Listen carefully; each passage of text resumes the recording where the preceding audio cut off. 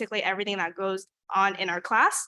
I'm a current and active liaison for faculty and student body, and I'm a big voice when it comes to representing my class and as well as what the rest of the school has to say. Besides that, that's about it going on in my school. Okay, thank you. Thank you so much. Whenever I hear reports about Patrick Henry, I'm always really impressed at the high level of student involvement, not only like academically, but athletically and across all the clubs. And you really did a good job of kind of showing us all or sharing all different sides of that. So thank you so much for being here this evening.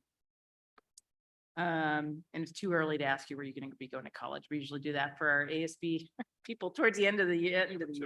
Never too early. Do you have some ideas of where you're? Oh, okay. Please share.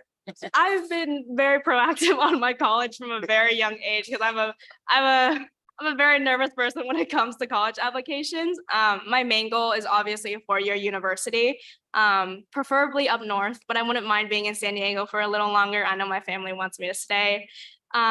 Further beyond that, I really want to further my education by applying to medical school. I want to pursue a doctorate in a specialized field. Currently, my top 2 is psychiatry and neuroscience. My following pathways, I'm kind of debating on minoring in education right now because I think it would be a good step back in case I decide to retire later on and I could help. Be a step up. Well, I mean, if I choose not to continue in the science field, I always could pursue like a master's in education later on and help out a school. I wouldn't mind that.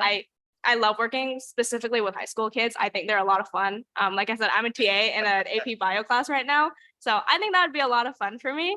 My other goals include I really want to study abroad in Europe and Asia. I think at some point during my PhD, I would really like to pursue that and apply there. Traveling is also a big goal of mine. So I'm thinking, why not hit 2 birds with 1 stone if I get to pursue an education and see the world? Wow, but I'm very impressed by that answer. And it sounds like whatever you choose, you're going to be very successful. But I would say as a mom, just remember to call your parents when Definitely. that would be my suggestion. Thank you. Thank you. Superintendent Jackson, please provide your information report. Thank you, President Bazo and Kate. Hard act to follow. Well done. Thank you. This evening, I have one item that I want to share. As we all know, academics are first and foremost, but safety and wellness and the health of our students as well as our staff is critical.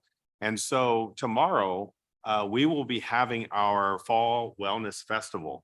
And I want to thank the Wellness Committee and specifically Jessica Marrero out of the superintendent's office, as well as Deanna Roberts out of the deputy superintendent's office. They have done a tremendous job along with the entire Wellness Committee putting this together. I believe we have almost 600 folks that are signed up, lots of vendors coming in. Please join us tomorrow. I want to invite everyone to join us tomorrow from 2 to 6 p.m. It'll be located here on the front lawn. We'll have health screening. We'll have local community partners along with a wellness market. So very exciting, and just appreciate the dedication. We will also be launching our wellness hotline. We recently launched the San Diego Unified Health and Wellness Hotline, and this is to serve as a hub for students, for staff, for families to call for information from food and nutrition to health to district resources. And so this is an opportunity for us to have community really connect with our families in the neighborhood. And I know our focus has really revved up around 15 community schools. We want to continue that from this end, from a wellness perspective. Again, the wellness hotline is available Monday through Friday from 8 a.m. to 5 p.m. And we can invite you to visit our website for more information. Again, tomorrow, 2 to 6 front lawn. Please join us. It'll be a great event. Thank you, President Bazo. Thank you, Superintendent Jackson. We will now hear item E1, the annual update of the Career Technical Education Advisory Committee and approval of the 23-24 committee appointments. Superintendent Jackson, please introduce the item. Thank you, President Basel. This evening, we are going to be receiving an annual report from our Career Technical and Education Advisory Committee, and I see already our members coming up. This annual report also includes the approval for the 23-24 committee appointments. This evening, we have Terry McKerney. Thank you for being here, sir, who is our chair of the Career and Technical Education Advisory Committee, along with Sarah Vielma, our director of College and Career Technical Education. Thank you both for being here.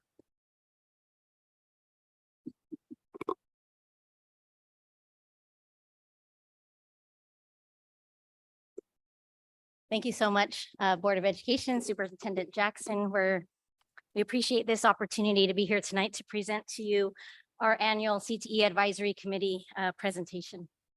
As you may know, this is a required committee aligned to our federal Perkins 5 funding, which is the Strengthening Career and Technical Education for the 21st Century Act. And I'm going to Okay, so in college, career and technical education, we are committed to impacting students' lives through high quality college and career pathways. These are offered to our middle school students through courses and our high school students through pathways offered at the high schools. We are focused on a mission of preparing students for post-secondary options and their future careers. We collaborate with the CTE Advisory Committee and the expanded stakeholder engagement group. We meet 3 times throughout the year, and Terry's going to tell you a little bit more about that.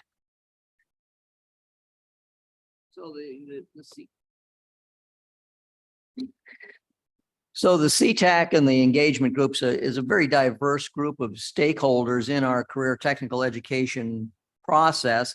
So that includes parents, it includes industry members, includes students and teachers in the CCTE curriculum. The key thing that we do is we review student performance data, see how that's matching our goals within the CCTE department.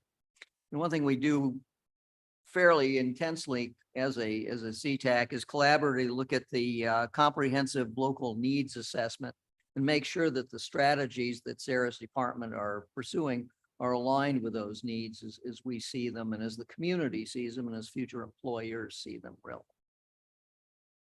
So our strategies and our goals and our work are aligned to these 4 core components of high quality college and career pathways, which are rigorous academics, a high quality sequence of CTE courses, work-based learning opportunities for students across the entire continuum from career awareness and exploration to career practice, and comprehensive student supports.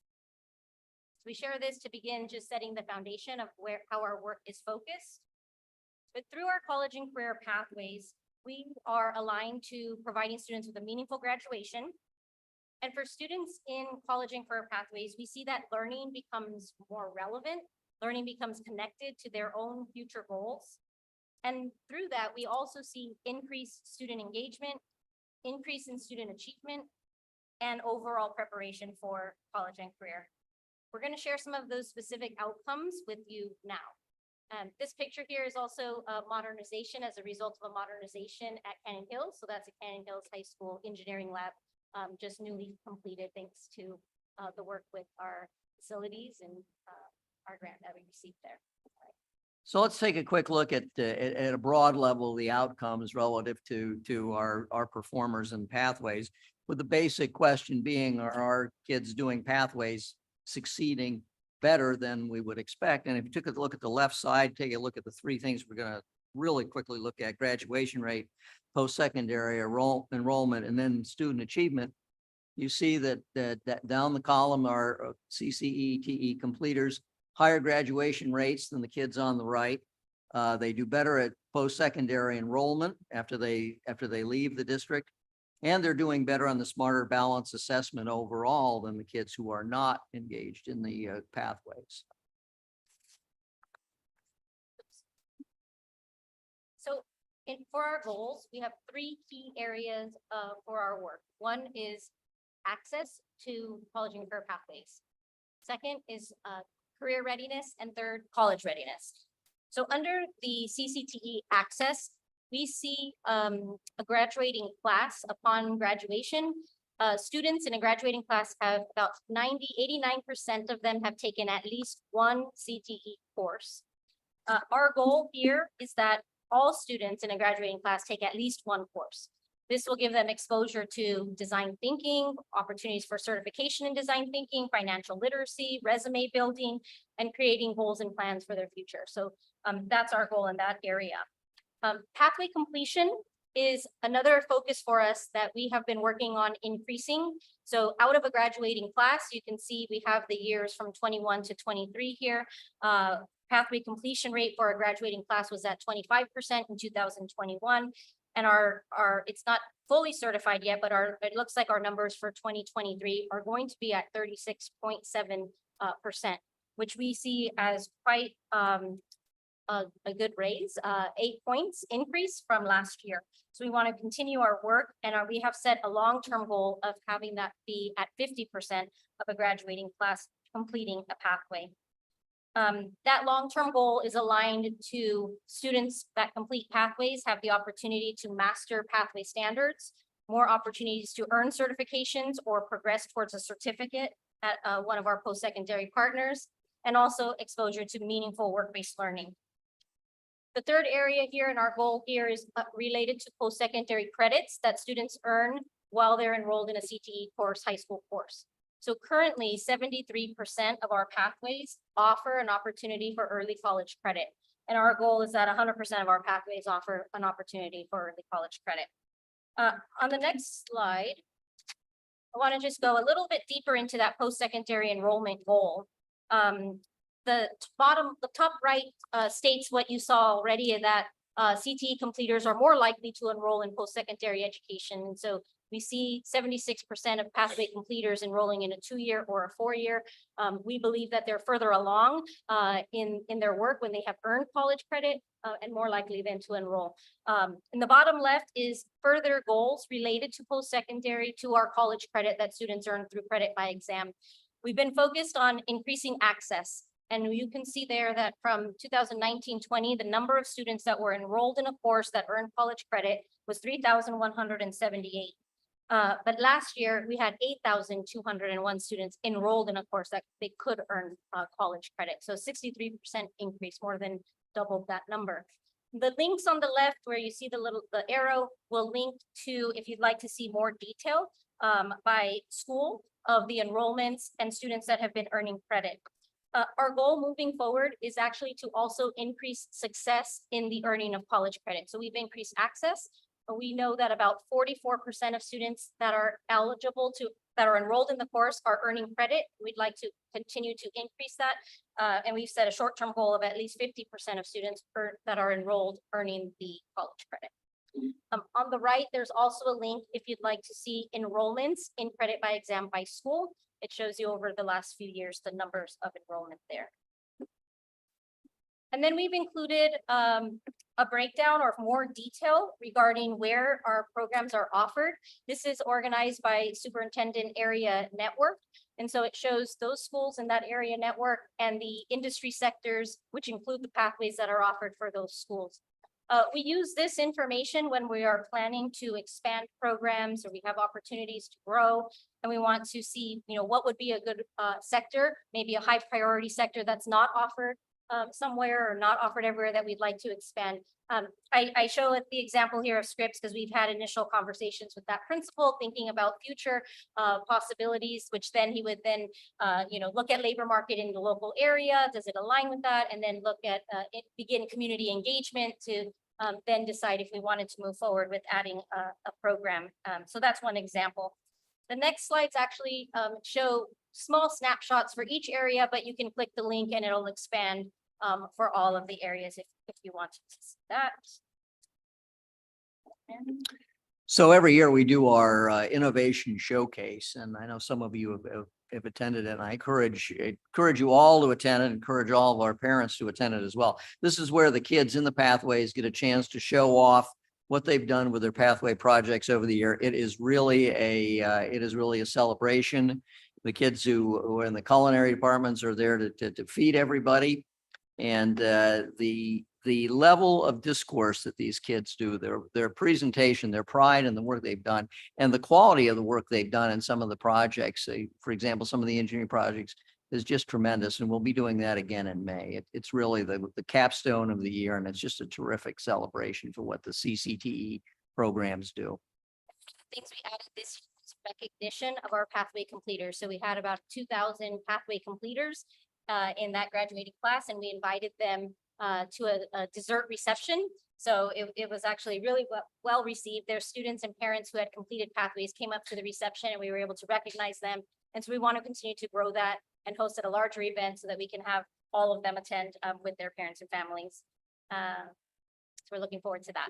So these are some of our partners, and some of these are actually sit on the CTAC, but a broader number of them, and this is not all of them by any means. And you can see some of the companies there that offer internships, work experiences for our kids. So the students taking CCET courses get a real feel for what the industries are like and what they would be doing were they to go in that field. And that's just motivating, and it's great participation by our local industries and community members in our programs. Thank you, Terry. Yes, we really want to thank our partners because they really support student experiences. This slide here just lifts up some of those experiences that we've been able to offer through those partnerships. So for example, Vertex has offered paid summer internships for our students. Those two students were doing their end of internship presentation. It was just so interesting to hear them. One was from Lincoln and one was from Crawford, and both of them are going on scholarship to UCSD. We also were able, Intuit has also been a really great partner and has hosted students on their campus here locally, and we did a 2-week design thinking with them, and students were presenting there. So it really adds to the students' experience to be able to be at a partner's location, to be able to go through work with them. We held a summer automotive experience in partnership with some of our local dealers and industry representatives from there. We've held the Career and College Symposium, which we are also looking to expand. Students really appreciated the opportunity to come together and think about what does it look like to be college and career ready, and be able to understand what are those resources and what are the opportunities that are provided through our district and our post-secondary partners. So with that, we want to say thank you very much again for this opportunity to present to you and all of the support and commitment that you have given to our college and career path. Thank you, Sarah and Terry. Is there a motion to approve the 23-24 committee appointments as published in the agenda? Motion approved by trustee Guerrera and a second by trustee Dr. Whitehurst Payne. And we don't have any speakers on this item, right? I don't think so. Okay, let's go to trustees. Do we have any questions or wish to discuss the item? Anyone? Trustee Hazen. Thank you. And I think it's exciting to see the growth in terms of this work, and that more and more students continue to be involved. I do have questions because I was struggling, I think, to make heads or tails of sort of around goals and objectives and outcomes, and trying to figure out, and I think something that, Kate shared earlier actually resonated as she talked about being on, I think, this education pathway. And we have here what was presented, which seemed to suggest that if you are on a career pathway, that achievement increases. And I wonder, as we've heard Kate's experience, might she be high achieving anyway? And so for me, the question is, and I share that simply as an example, are these causal relationships, right? Do we know that participation in pathways in all of the different CCT options is leading to the outcomes that we seek? Because I know one of the slides said we increase engagement, we increase achievement, we prepare students for college and career. And I wonder if we can really point to that, because I didn't see that.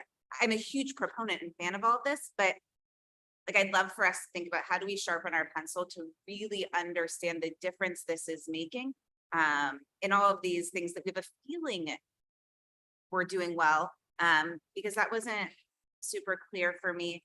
And I think also being able to see, so I know some of this We have goals, like 2030 goals, which did that come from, is it from Vision for 2030? It would be really helpful to understand because that's so far off. What are we expecting? What are we hoping for in terms of interim goals? Because I think for me, it's okay, well, we're not quite there yet. Where would we want to be? How is what we did in 22, 23 tracking against where we need to be to get to where we're trying to go by 2030?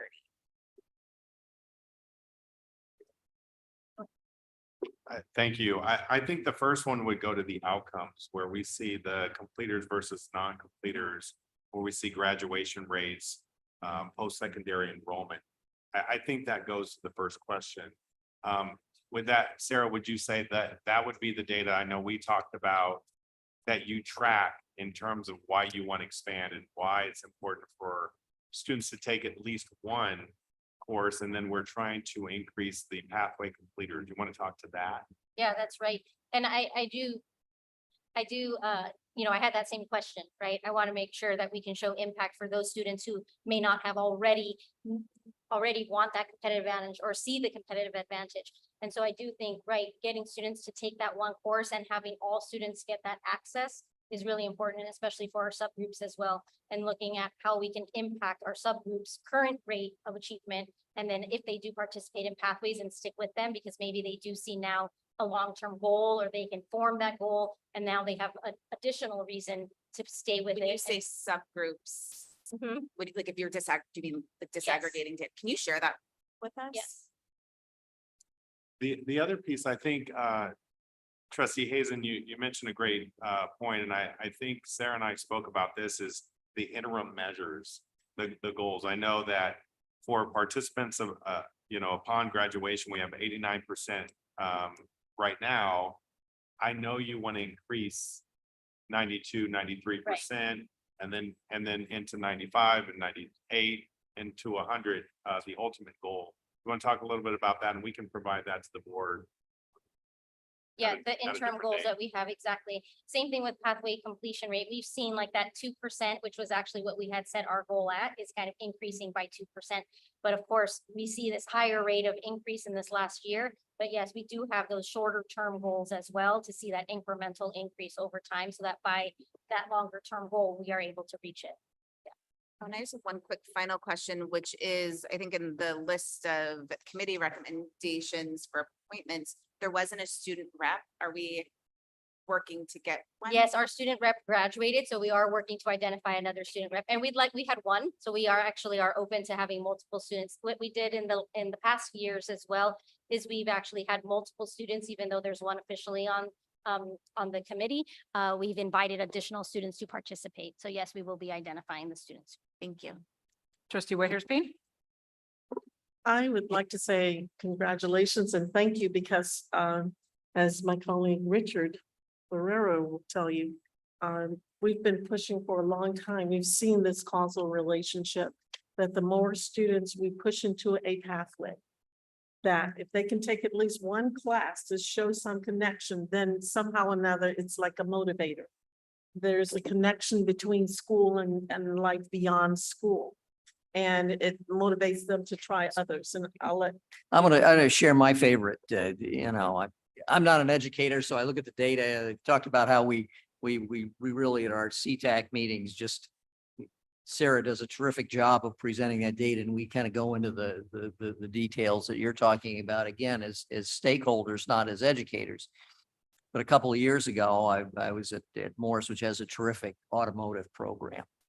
And we just got talking to the students, and one of the kids said, well, what do you like? What do you don't like? And to me, this was really illustrative from one kid. He says, you know what we don't like?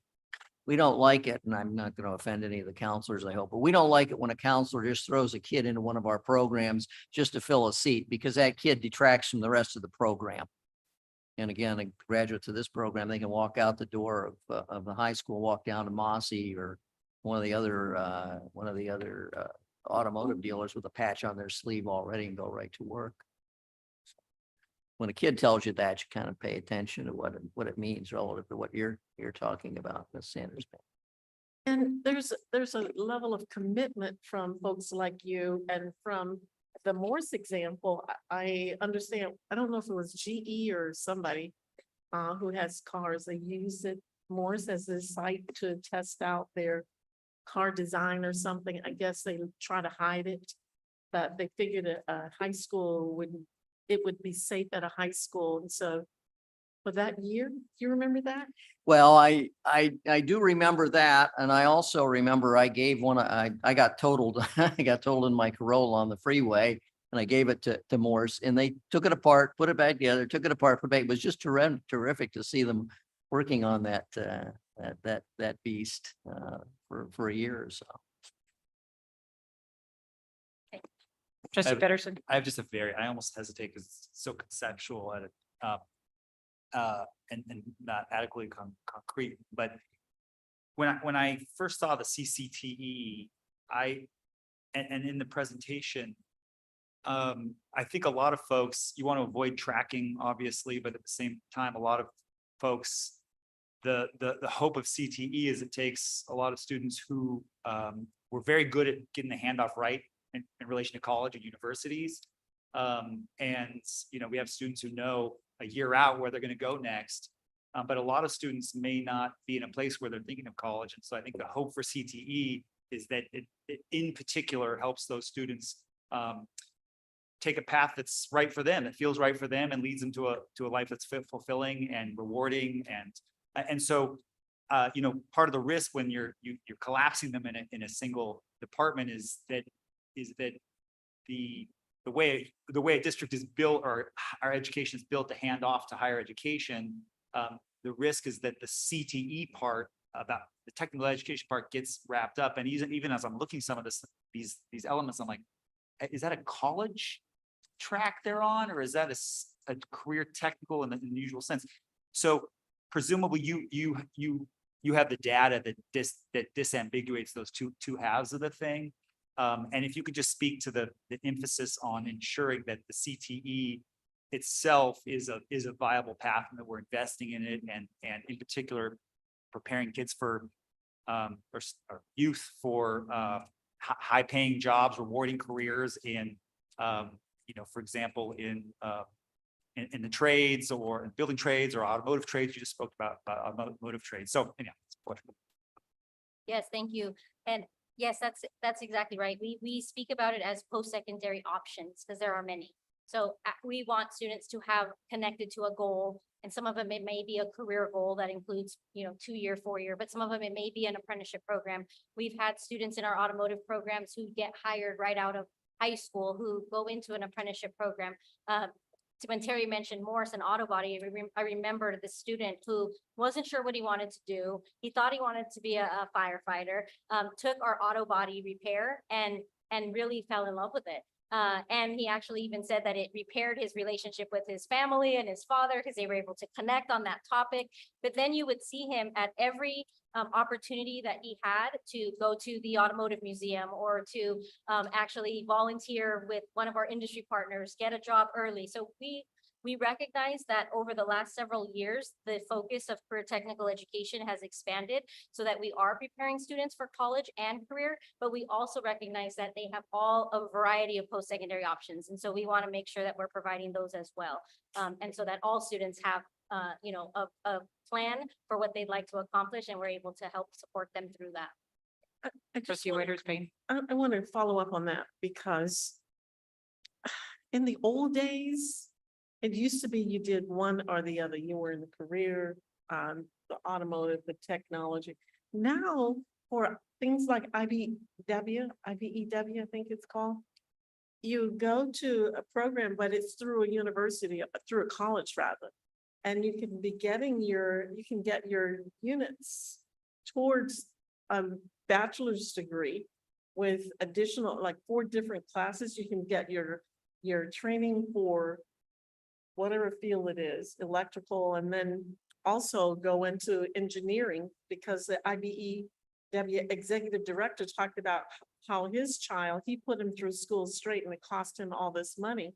And his partner's child went through this program, took the additional 4 classes, and then only had to do 2 more years of college. So it didn't cost him as much money. And sometimes you'll even get scholarships to get that same engineering degree. So I'm sure you're familiar with that. Oh, trustee Katoriano. First of all, thank you for the awesome presentation. And we talk a lot about access. I noticed that was a very, very large part.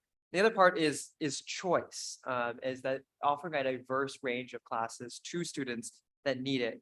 And as I look at these maps of who has access to what classes, I noticed that you talked just a little bit about the process of getting these opportunities in schools, but maybe if you could just help us walk us through a little bit more. When I look at this maps, I think, okay, what did Hoover, what did SDHS, what did Crawford do that Kearney didn't, that Henry didn't, just as a couple of examples? What's that process kind of look like?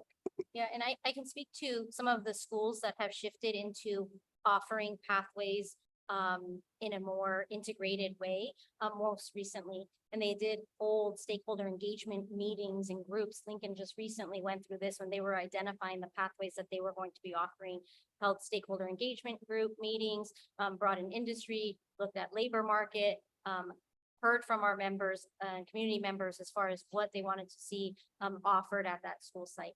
Some of our other schools have had pathways that have been in place for many years, and so they continue to offer those as long as there's connected to a labor market demand that will lead to a high wage or high demand career or occupation. So schools continue to offer them as long as we can validate through the work with our advisory committee also and their input that this is still a valuable training program or career opportunity for students. But that is what schools do when they're thinking about expanding. They'll look and hold some community engagement meetings. They'll look at labor market data to identify what programs they'll be offering. Thank you, trustee Hazen.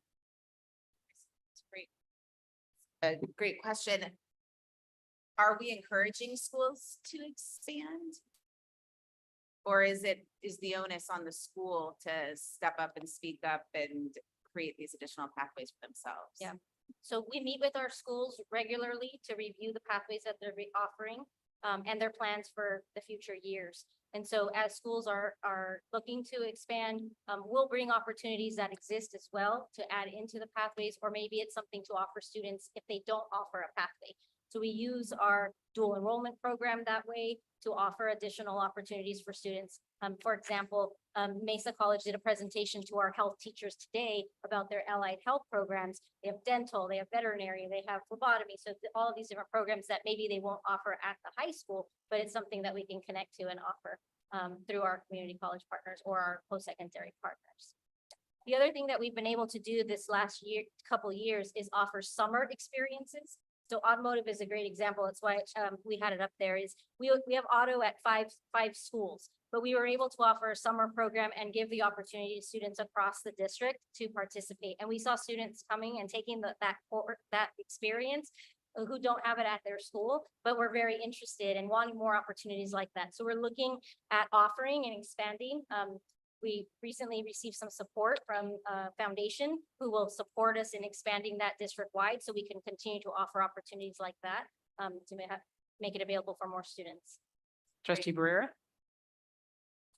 Yeah, sorry, I just had a follow-up, which is, so I guess this thing that I'm like still very curious about is around how well prepared and how successful students are in college and career. And I'm wondering, are we working to measure that? Because I think we see here and good data to see that 76% of our CCTE completers are enrolled in post-secondary. Thing for me is, are they successful there? So it sounds like we're getting them there, but do we have a sense of how well they're doing? And is it something that we could, through the National Clearinghouse or something, be able to track?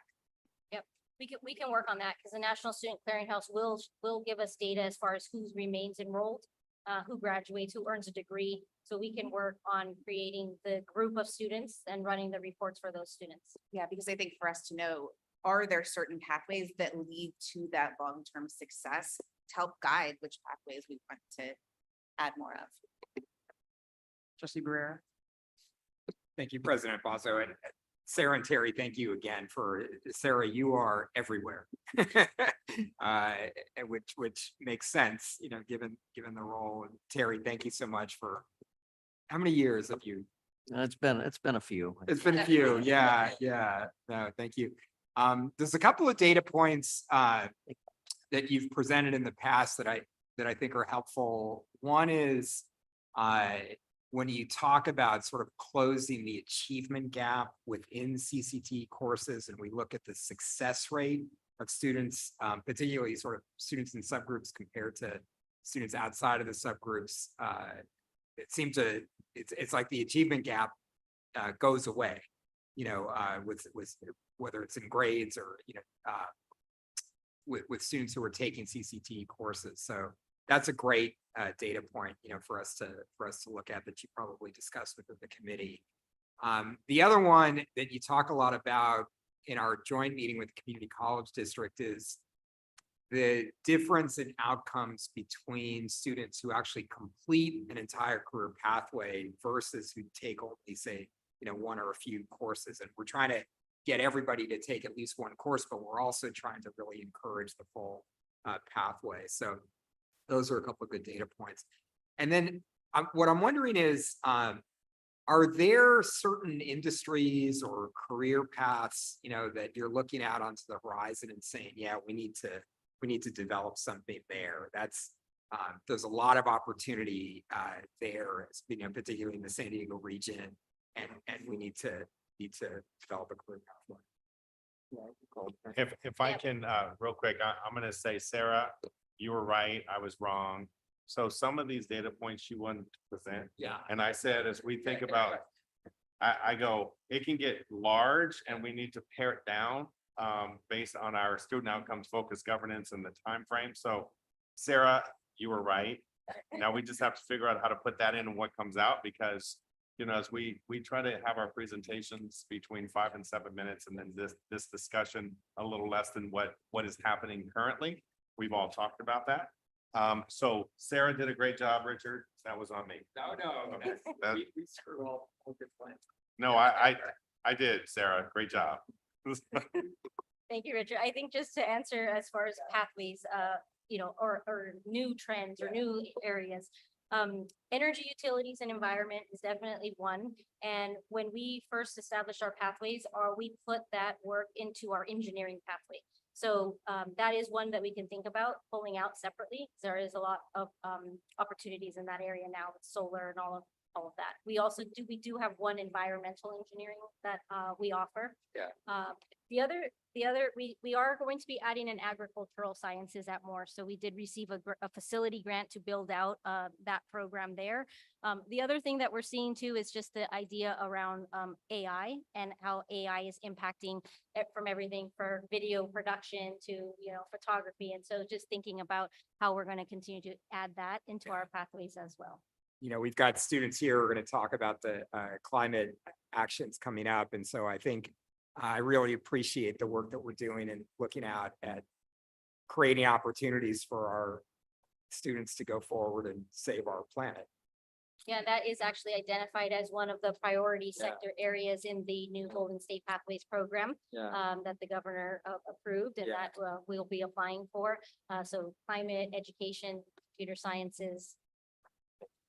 Thank you. Oh, did you have one more? Just one more comment. When someone asked a question about how we're encouraging people, superintendent tells me we have to be balanced and allow the schools leeway, because I wanted a sports academy at Lincoln, just because they seem to be training sports people and the whole thing about the health test, sports medicine, et cetera, but obviously it's not how it had. Yeah, it's actually part of the patient care pathway in the health science, but they do have a sports medicine course now that they are offering. Yes, what you're referring to is our concentric circle model, where students are at the center and those closest to the schools should be discussing with the students and designing around that. And yeah, thank you. I'd also like to thank you for the slides, the presentation you put together, because while there's so much you could have shared, I mean, I think you did a really good job of bringing out the priorities. but also I like the visuals and also the showing us the different areas. All of us as trustees like to know what's going on in our own areas, but also as a whole, and also how we can also expand and get more information. So we really appreciate that. And having a daughter who just recently graduated from college with an environmental sustainability degree, there's so much going on. It's like not, it doesn't even look like what was when we were in college. So I'm excited about the opportunities we'll be able to bring our students in that. And I just wanted to end by saying that the principal at Mira Mesa brought his truck into the automotive and they had a great time. They like put it together, took it apart, put it together, took it apart. It was like, when are you guys gonna be done with my truck? So very hands-on training and we're seeing that. So thank you so much. And with that, so one more comment. I just had one thing We're really almost done. quickly. I really appreciate that Vice President Hazen brought up the current absence of a student representative. Again, when I was looking through this, these all look like wonderful, amazing people. And I just like to remind us again that this board is not complete without that student board, without that student member and that student representative. So I just want to remind us all to be cognizant that students really are at the heart of this and that needs to be represented in this. Thank you. Yeah, thank you, Matthew. And definitely, we actually are just starting to hold our professional development with our subject alike teachers. And so that is a topic for them to refer a student who may be on the CT advisory committee. So we'll be adding more than one actually than that we've had in the past. Thank you. All right. Thank you so much Thank you. for your time. And we will go ahead. I know we could talk about this for forever. It's fun. It's actually a fun topic. Okay, we'll start with our student board members. Let's start with trustee Katoriano, Hi. trustee Lavender Williams, Aye. and all other board members, please vote electronically. And that motion passes unanimously with student board members concurring. We are now going to move on to consider board consent agenda items F1 through F3, which is the adoption of the minutes, recognition of September 15, 2023 through October 15, 2023 as National Latino Heritage Month, and the resolution in the matter of support for climate change action. Superintendent Jackson, please introduce item F2. Thank you, President Bazo. And before you, trustees, is a resolution recognizing September 15th through October 15th as Latinx Heritage Month. And this is an honor of this recognition of our students being the first to raise a flag, the first ever in recognition of Latinx Heritage Month on Friday, September 15th at 10 a.m. Again, this is student-led, and I really want to thank the students, thank Ebony Weathers for her work with our students. You know, our students, specifically our Latinx students, make up almost 45% of our student population. And we should recognize our students in recognizing all of our students. We want to celebrate and honor their voice and who they are. We see them and we hear them. And this is not to take away from others. We want to lift others and we want to lift all. And this is a symbolic way to do that. And as we stated in our vision for 2030, we are committed to creating the spaces where our identities of our students and our staff are represented and celebrated year round. And this flag raising is one such space where we can come together with our students, with our families, with our staff, and provide the students with a space to be socially aware and to be agents of change. And so for us, as we look at Vision for 2030 and we think about the learner profile, this is one key aspect. When we talk about achievement, that is one measure. We talk about a sense of belonging where students are seen and where they're heard. And as Trustee Kitoriano, you said is, you know, our committees without students are not whole. And our vision for all is not whole if we are not seeing our students. And this is our first ever. as we recently celebrated Jewish heritage, our first ever. And so we want to remain public in that way. And there are resource guides that are provided for staff and for students. And I just really urge us to support this resolution and stand beside and in front and behind our students and wrap around our students with love and with care and honoring who they are, allowing them to show up the way they need to show up. So that's what this resolution entails. Thank you. Thank Sabrina, you, Dr. Chair. Jackson. Yeah, you can clap for that. It's okay. Yeah.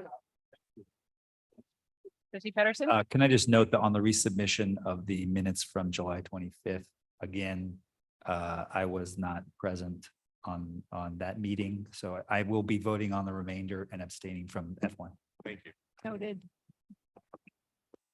Okay. All right. Do we have speakers on this? Okay, motion and a second. Thank you. So we need, is there a motion on items F1 through F3?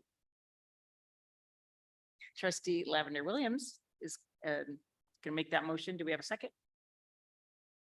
Trustee Quatoriano. All right, we got all the students. I love that. All right. Thank you. Do we have any speakers on items F1 through F3? F3, okay, thank you, because my list went away, so. Thank you. We have five. If I don't keep the computer active, I lose my list, so. We have 5 speakers on item F3. If you would come to the podium, please, in any order. Emma Wybell, Annabelle Weinstein, Tatum Merrill, Maylee Gouznard, and Emma Baxter. You each have 3 minutes. Thank you, Ms. Stoltz.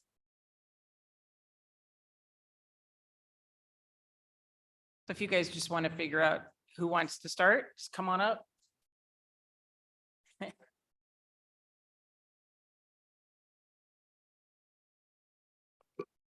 Hello. Okay. Hi, my name is Tatum Merrill.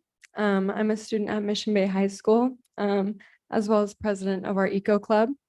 And I also work with Youth for Climate. I'm here to talk about why striking is important to students in the San Diego Unified School District and why the resolution needs to be passed. We do not have any more time to waste. The climate crisis is a serious matter and more awareness needs to be brought to the youth and the community. The crisis is not a joke. Canada was on fire. Maui has been burned to the ground and Mother Earth is trying to tell us something. She's screaming for help and it's time that we listen. If we do not do anything to fight for our future now, there will be no future. Students need to be heard and let us shout and be proud of the change that we want to make. We deserve a future and that will not be possible if we don't start using our voices. This movement has been and will continue to grow, so please work with us to save our future.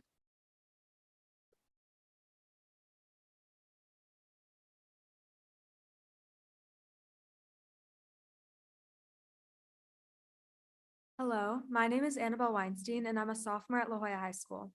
One main reason I care so much about being here today and supporting these upcoming strikes is because of student safety. One thing that I think is important to understand is that these young activists all around San Diego are going to strike no matter what. Because this is a cause that needs attention now and cannot wait, students all around us are going to be striking no matter the consequences. So my concern is that without full support from the school board and admin at our schools, the students will strike, but with way fewer safety precautions. These strikes are so important because they help publicize the urgency of the climate crisis. Our first day of school got canceled because of a hurricane. That's crazy. And if that doesn't show the urgency of climate change, I don't know what does. So no matter what, we will be out there protesting. The way I see it, the two options are students striking unsafely and students striking safely. That's why I think it's so important that we get support from you guys and admin at our schools. I hope that you are able to provide this support in order that us students stay safe. Thank you.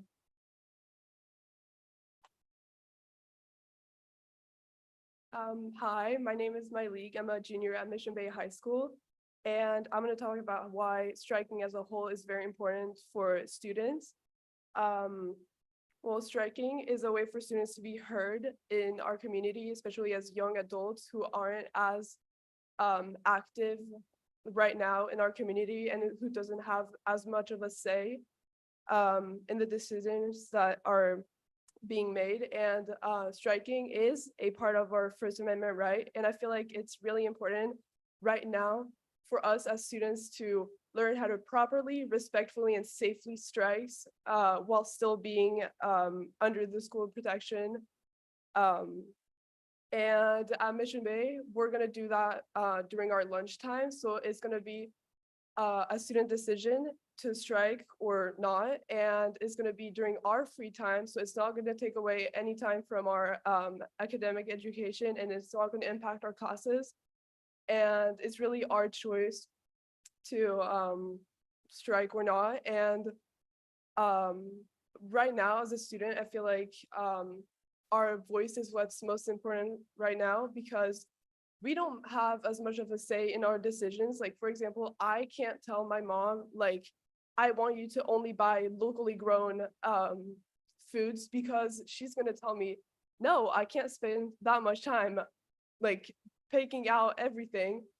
So I feel like we as students, our biggest job is to speak on that and like bring awareness to adults that can make those decisions. And I feel like that's our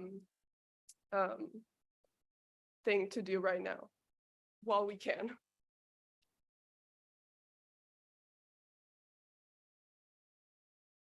Hi, my name is Emma Baxter, and I'm a senior at Mount Everest Academy and the president of Mount Everest Academy's Ally Action Club, which is an environmental and social justice club.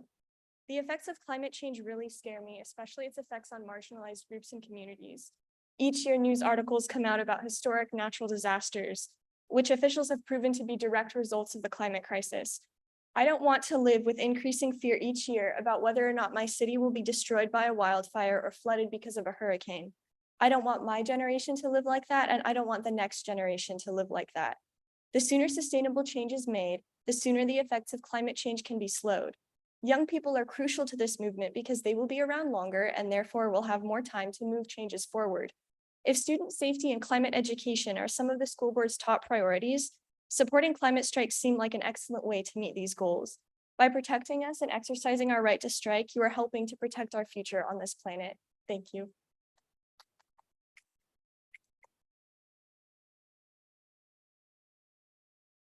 Hi, my name is Emma Weibel. I'm a junior at La Jolla High School and our environmental club's president. As you may know, junior year is riddled with milestones. I got my permit this spring, I'm taking the SAT, and I did my first internship this summer. I also lived through my first hurricane.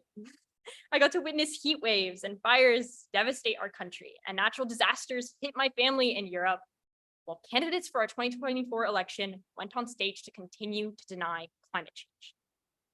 Maybe my junior year looks a little different than yours. I spend my weekends going to protests, meeting with elected officials, and running campaigns. And it's because there is nothing else I can do. For me, not acting is not an option. And I know so many other students feel the same way, which is why we are so grateful for the board support of youth climate activists and making it possible for us to fight for our future.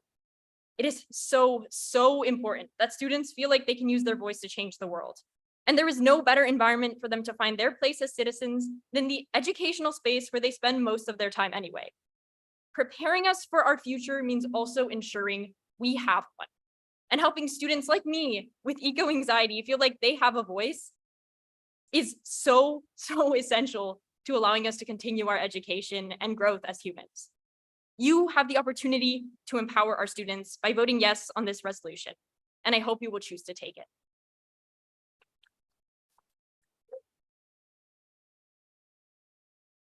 Thank you to all of you for taking time out of your busy schedules and being here to speak on an issue that you're so passionate about. And I think all of us can stand behind you and support you on this unequivocally. So thank you for being here. And I think at this point, we're going to open up to any trustees. If anyone wants to make a comment. I'll just say briefly, thank you for coming tonight. Thank you for your leadership and your organizing.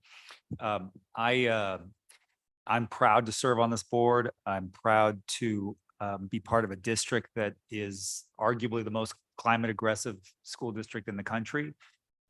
We just as a board passed an all electric ordinance on all new construction, all end of life replacement. We instructed staff to adopt Power 100 for all energy for the district. We've set a target for 2025 to be net zero. I want to give special credit to Mr. Dolgoroff, who has really spearheaded the solar energy here at this district. We went from 5 years ago, I think we had 46 projects. We have 74. How many do we have now? 75 now. 2 weeks ago, he said 74. So it's that fast. And I think we have 30 in the pipeline right now. So I think we're at 54% currently of our energy is coming from solar. We need to get transportation, as many of the organizers, the activists in this room have pointed out. We need to work on transportation, and we're working on neighborhood busing. We still need a climate curriculum. Anyhow, the leadership of our students, when they come and they tell us what's important to them, it lets us know, it keeps this at the top of the agenda. And it reinforces the fact that we cannot prepare our kids academically and socio-emotionally for the future while not guaranteeing that there's a future for them to have when they get out of our hands. So keep doing it. We're with you. I encourage my board members. I don't think they need much encouragement, but I encourage you to vote aye or yay or whatever you say on this this measure. So yeah, press the green button. Yes, correct. All right. Oh, Trustee Hazen. So I want to echo everything Trustee Pedersen has shared. Really appreciate all of the work of our student activists. And also just want to reiterate, I think, how meaningful it is that we have Latinx, Latinx flag raising coming up for the very first time. We are talking about nearly half of our students who identify as Latinx, and it's a long time coming. We should have done it earlier, and I am just thrilled that we're finally doing this. Thank you, Trustee Hazen. Trustee Lavender Williams. I want to echo everything, of course, and I want to say thank you for presenting today. And just as students, like you said, it is extremely important that you come and you use your voice, because that is how change is going to happen. So continue to do the work that you're doing, and just know that we listen and we hear everything, and I support you fully. Thank you. All right. So with that, Trustee Quatoriano. Thank you. I'll just keep it really short. Strikes and the idea of a climate strike have been so formational to myself and many other students. Of course, when I was this tiny little freshman, I was forced into this massive school of nearly 3,000 people, and I was honestly scared. But when I had our first climate strike at the beginning of September, I saw hordes, a river of people marching down to Civic Center. And that experience was so formative for me. It showed me that despite being a community of over 3,000 students of a diverse range of backgrounds, we are still united on the idea of having a future. That was so inspirational to me. The idea that we could all come together, and made me feel really part of the San Diego High community and the community of students here at San Diego Unified in general. So yes, 100%. The speeches that were given were amazing. They were so inspirational, but it also provided a wonderful sense of community for me and many of my other students. So thank you. Thank you, Trustee Quatoriano. All right, with that, we will go ahead and vote.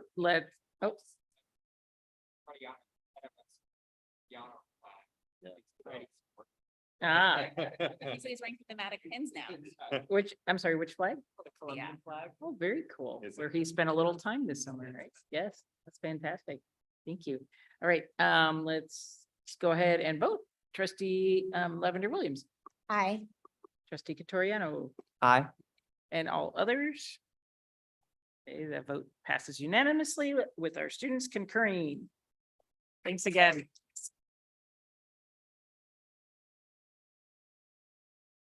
All right, now we're moving on to hear item H1 enrollment update. Dr. Jackson, please introduce the item. Thank you, President Bazo. This evening, our presentation will be provided by a full team here with an enrollment update. We've been reviewing enrollment by cluster, by grade level, over the last 5 years in order to share the information this evening. We're also reviewing current enrollment and the average daily attendance, as we refer to as ADA projections. And this certainly has an impact on us in terms of staffing and supporting our students who are here. So this evening, we have Marceline Shuto, our Senior Director of Operations Support, Jody Makalos. Is Drew not presenting? Oh, he's in the back. That's good. They've got this. And Drew Rollins, or Jody, who is our Executive Director of Finance, and also Drew Rollins, our Deputy Superintendent of Operations. I'll turn it over to the team. Thank you. Thank you, Dr. Jackson. Yeah, try this from the back row. Good evening. Tonight, we're presenting our 23-24 school year enrollment as of last Friday, September 8th. And I'll just provide a little bit of the run-in and then again, let Marceline and Jody do the hard work with this. But, you know, I believe our district holds the values of equity, belonging, and thriving.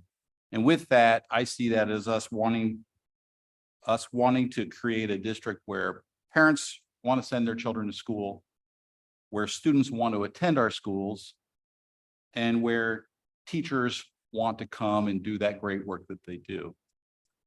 And in part, looking at our enrollment is an opportunity to gauge that draw and to see our district and schools appeal. So we're looking at it in that sense. Before I hand the presentation off, I'd like to offer 2 comments. The first being, you'll see some minor differences in the numbers. We're presenting the enrollment numbers in a few different slices, if you will. The data, so I just wanted to recognize that. The data is from our one data source, our student information system, PowerSchool. But as we, depending on how we categorize things, what is excluded and excluded, you'll see that the numbers change a little bit, but just wanted to acknowledge that. And then secondly, as I mentioned, this is fresh data and we haven't done a full analysis. We have thoughts and comments that we will share, and we realize the analysis is the work that is ahead of us. But we thought it was important to share the data as it is now, resulting from our first 13 days of the 23-24 school year. So with that, I'll hand off to Marceline and I'll also pass the clicker.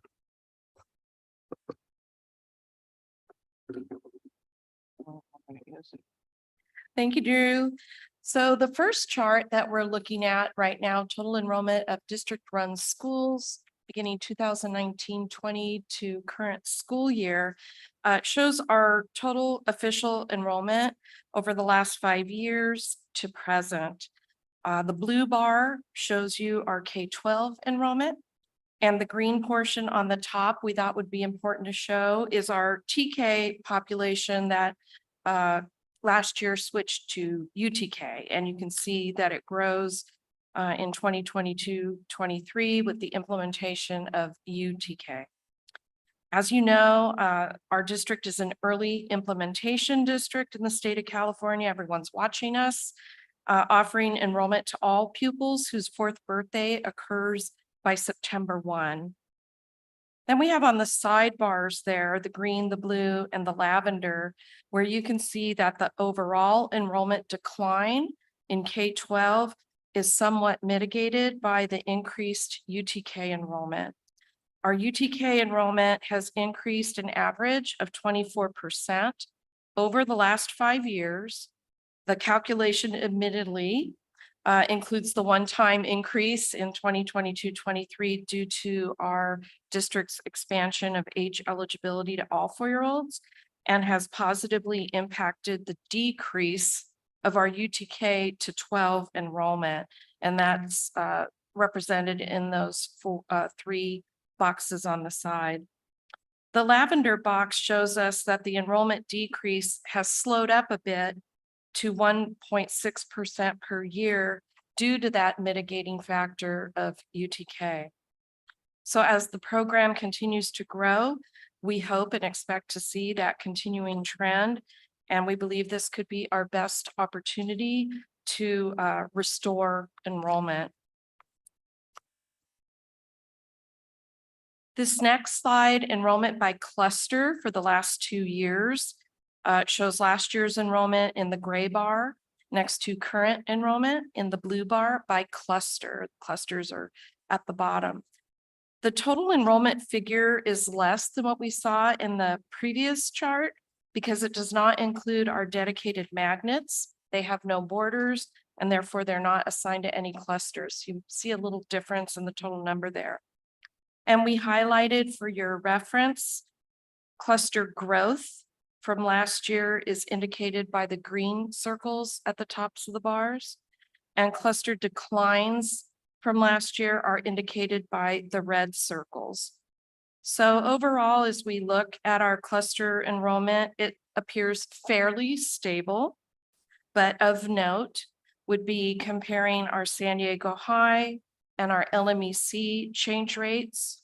San Diego High is down and LMEC is up, and that is due to the boundary adjustments related to the new cluster, plus the adding on of the grade levels at LMEC High. And also we are seeing a decrease in the Hoover cluster, and our first level analysis indicates that more residents of the optional attendance area are choosing the Henry cluster.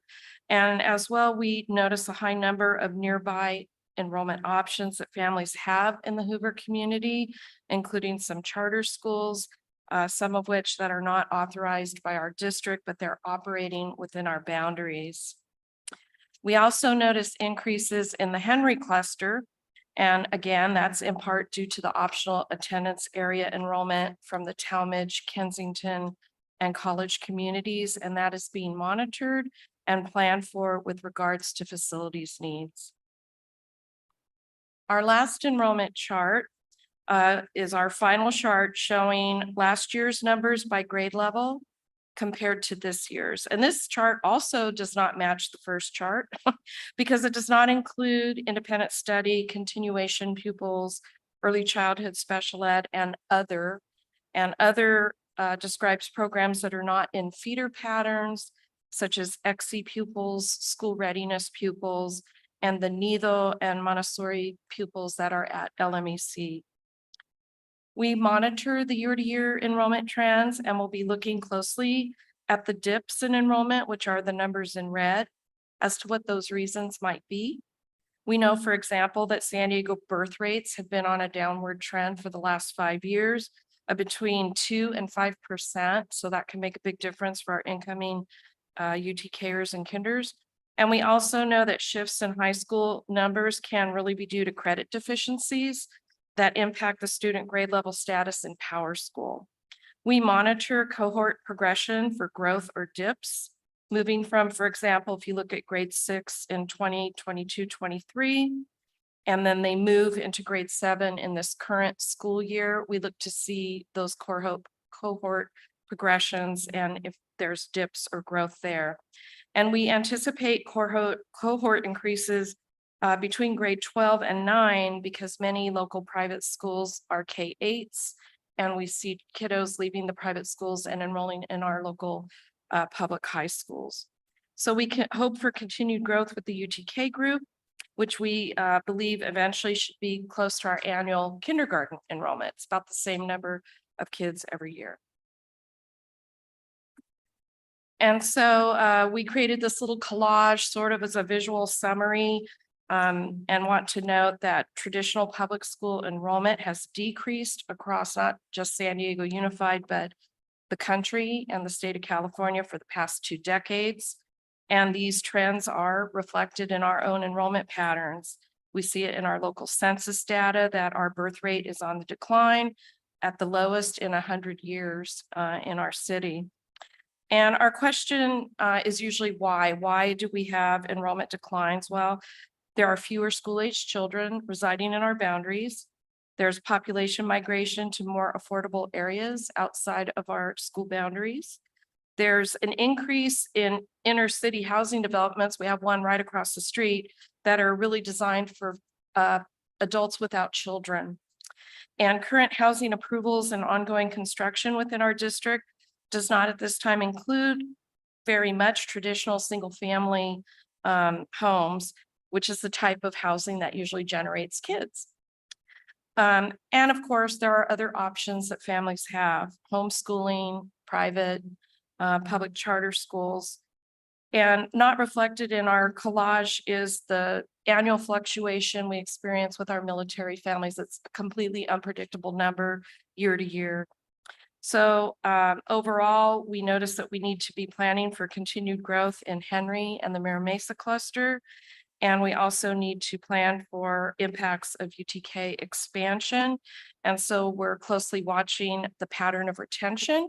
This is just our second year of UTK, so we should be able to establish a pattern this year for our UTK cohort progressing into kindergarten, and other anomalies such as a particular cohort group being smaller than the prior year. And we're currently planning for clusters with space challenges for UTK, including working with FPC for placing temporary classrooms, creating cluster hubs, while we're also planning for modernization. And our overall goal is for every site to be able to accommodate all of their UTK residents. So this concludes our first level general review of our new year's enrollment, day 13. And now I'll hand it over to Jody McCallus, our Executive Director of Finance. Thank you, Marceline. The next slide just gives you some of our enrollment data as it translates into how we project our revenue. So for the funded enrollment, not every student that's enrolled in our district earns funding for us. Again, like our UTK kids, we have some that are the younger UTKs. About 37% of our students in UTK right now are not generating ADA revenue for us, but they will in the years as we roll this out a little bit to the next years. Then for ADA, the ADA is calculated by, we take our funded enrollment and we multiply it by an attendance percentage. The attendance percentage varies by grade level, so it's not the same across the district. And the range can be anywhere between 89.5% all the way up to almost 93%. Again, it varies by grade level. And then the funded ADA is derived using the ADAs over the past prior 3 fiscal years. And it's an average. And that's, so you can see from budget adoption, we were using a 91,542, and currently as of third Friday, it's 91,328. Jody, if I can just make a note, and we were just talking about this. Not only do we have universal TK, where not all our universal TK are counted in our ADA, but we also have some lower ratios for the youngest of UTK students who were born in the summer months. So I want to thank the board for our commitment. And while on this data, it doesn't show great, we believe that educating our earliest students early on is going to benefit them in future years. So thank you. Sorry. And then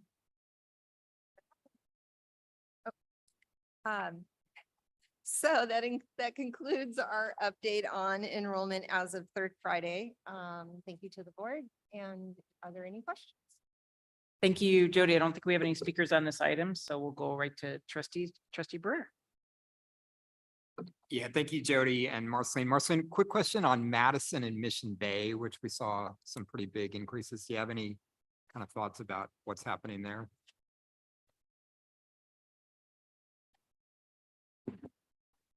It looks like we are seeing an increase in Madison for this year and Mission Bay as well. Both Madison and Mission Bay are considered magnet high schools. So we did have an increase in applications and we were able to seat almost all of the 9th graders that applied to those 2 high schools. So I think we're seeing an increase due to that.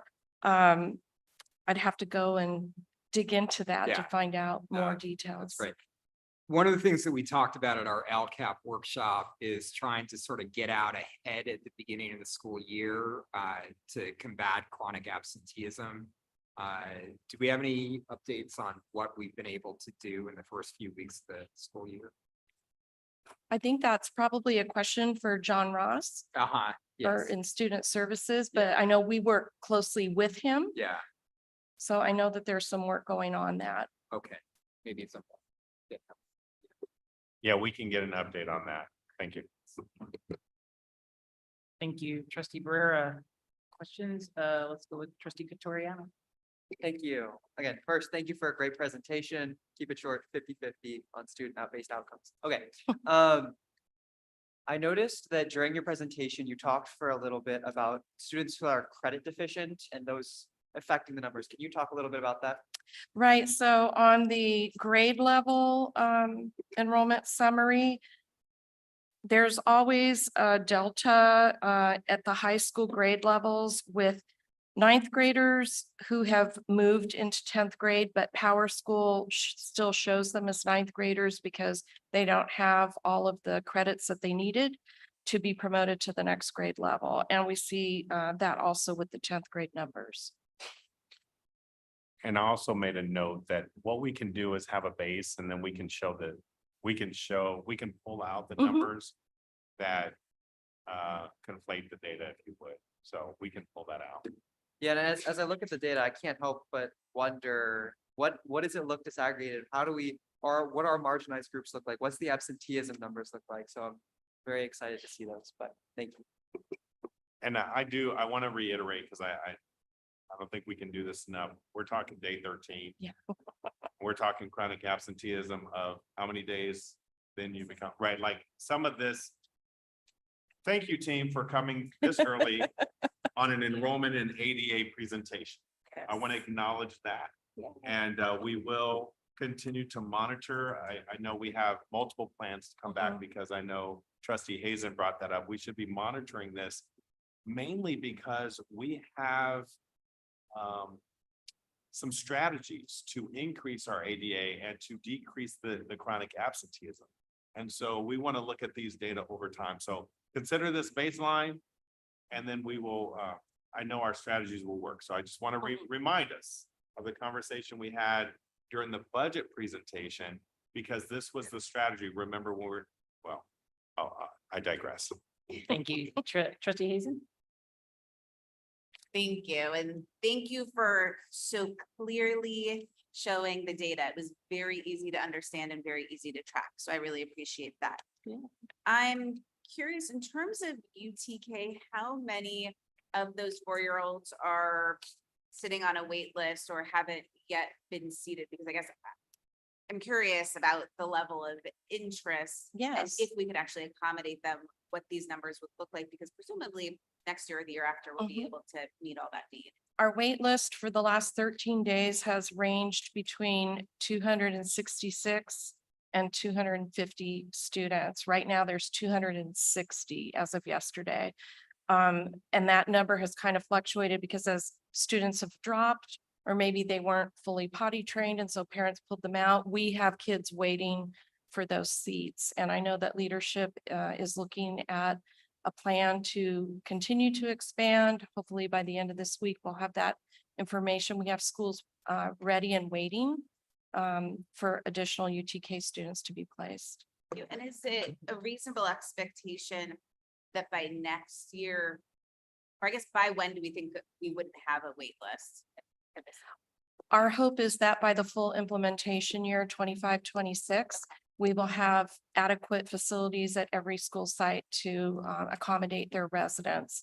I know that there will probably be some challenging areas for that, but we're working, IFPD and FPC are collaborating together to make plans for that so that parents don't have to enroll outside of their neighborhood school or outside of their cluster unless they want to. Thank you. And I guess, as I look at adopted budget and what the numbers are showing now, we are pretty darn close to what we expected. So is everybody on the fiscal team feeling good? I didn't hear sort of a takeaway, and I know you said we haven't done the analysis, but in terms of just sort of high level. So there will be a slight decline in revenue. Just because of the change in the numbers. But again, we're still working through all of the data. We haven't fully vetted, the calculations. We'll bring that, to the board and when we do our first interim projections. And again, it's just, like I said, we're looking at the attendance ratios and determining. And again, what these numbers will do though also is not necessarily affect our current year, but because of the 3-year rolling average, it will, hit more in the out. And I think I appreciate what the superintendent shared around using strategies to boost attendance, right? So even though enrollment is what it is, there's a lot we can do to make sure that majority of those enrolled actually show up. Thank you. Trustee Pedersen? Yeah, thank you so much. One of the downsides of a good presentation with good data visualizations is that it's thought provoking, which is always a problem for a board. There's very few presentations that are as important as this. I mean, this is at a broad sense, like a multi-annual perspective, this is a district bleeding out. I mean, so how we stop bleeding is fundamental to our viability as an organization and our continued ability to serve the families, children, youth families of San Diego. So one of the things that I really liked about this was, when you're on the campaign trail, you're telling audiences and the public about the secular changes that are happening in our community that make it sort of inevitable. You've got declining birth rates, you've got out-migration, you've got aging families, you've got cost of living, in particular cost of housing, making it difficult for young families you're telling people about just, hey, it's a 1.5% secular decline, and that's just how it is. It's all urban areas of California. When you get the data and you see the variation in the data, it actually, instead of encouraging acquiescence, it demands study and it demands solutions, because you see we're beating the odds somewhere. And if there's anything that I think this board is dedicated to and the leadership team, it's beating the odds. It's not just, okay, well, we're going to see 1.5% and we're just going to slowly bleed out. That's not the future of public education for us. And so my question is about beating the odds, looking at who's beating the spread, what clusters, and I'm sure you have the data, but it'd be crazy to present it because then we would all get real crazy in terms of our questions. Site level, I mean, it's probably even more fascinating at site level. Now, some of that's just we're creating it internally through VEEP programs and choicing. And so some of the variation we're just endogenously creating by the decisions we're making. Some of it's exogenous housing starts and, all the kind of stuff that's very particular to a site. They put in a 500 unit project and maybe it has 3-bedroom homes that are appropriate to families and you get 100 students out of that. Or maybe they put in 1-bedroom or studio apartments and you get 5 students out of that. So there's all these endogenous things that are impacting it that we have some impact on, but maybe not. But I think the fascinating thing is just to start this conversation, digging into the data about what's endogenous. What do we have control over on our sites? Are there principles that are engaging more effectively with the community? And are there sites that have turned the achievement around and it's getting out to the community that, oh, wait, now I want my child to go to that school? Are there sites that have persistent behavior problems and it's gotten a reputation in the community and they want to take other options, charter or private?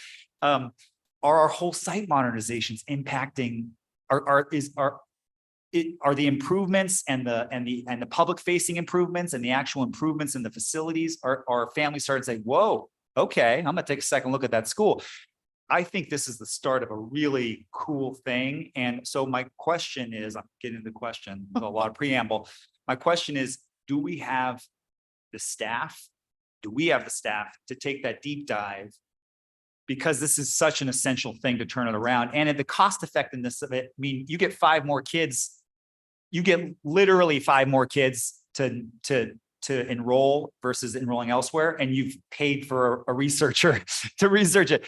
So number one, do we have the staff currently? What do we do to get that? Number two, do we have the relationships with universities in the region to recruit them to help us look at the data? I'm sure they're eager. There's grad students and professors that are eager to work with us to try to really understand this data, and then to develop solutions based on what is working and what is beating the odds. So that's my question about staffing and about this. Yeah, and I would say first and foremost, one of the things that we are very clear on is one thing that we have control over is ADA.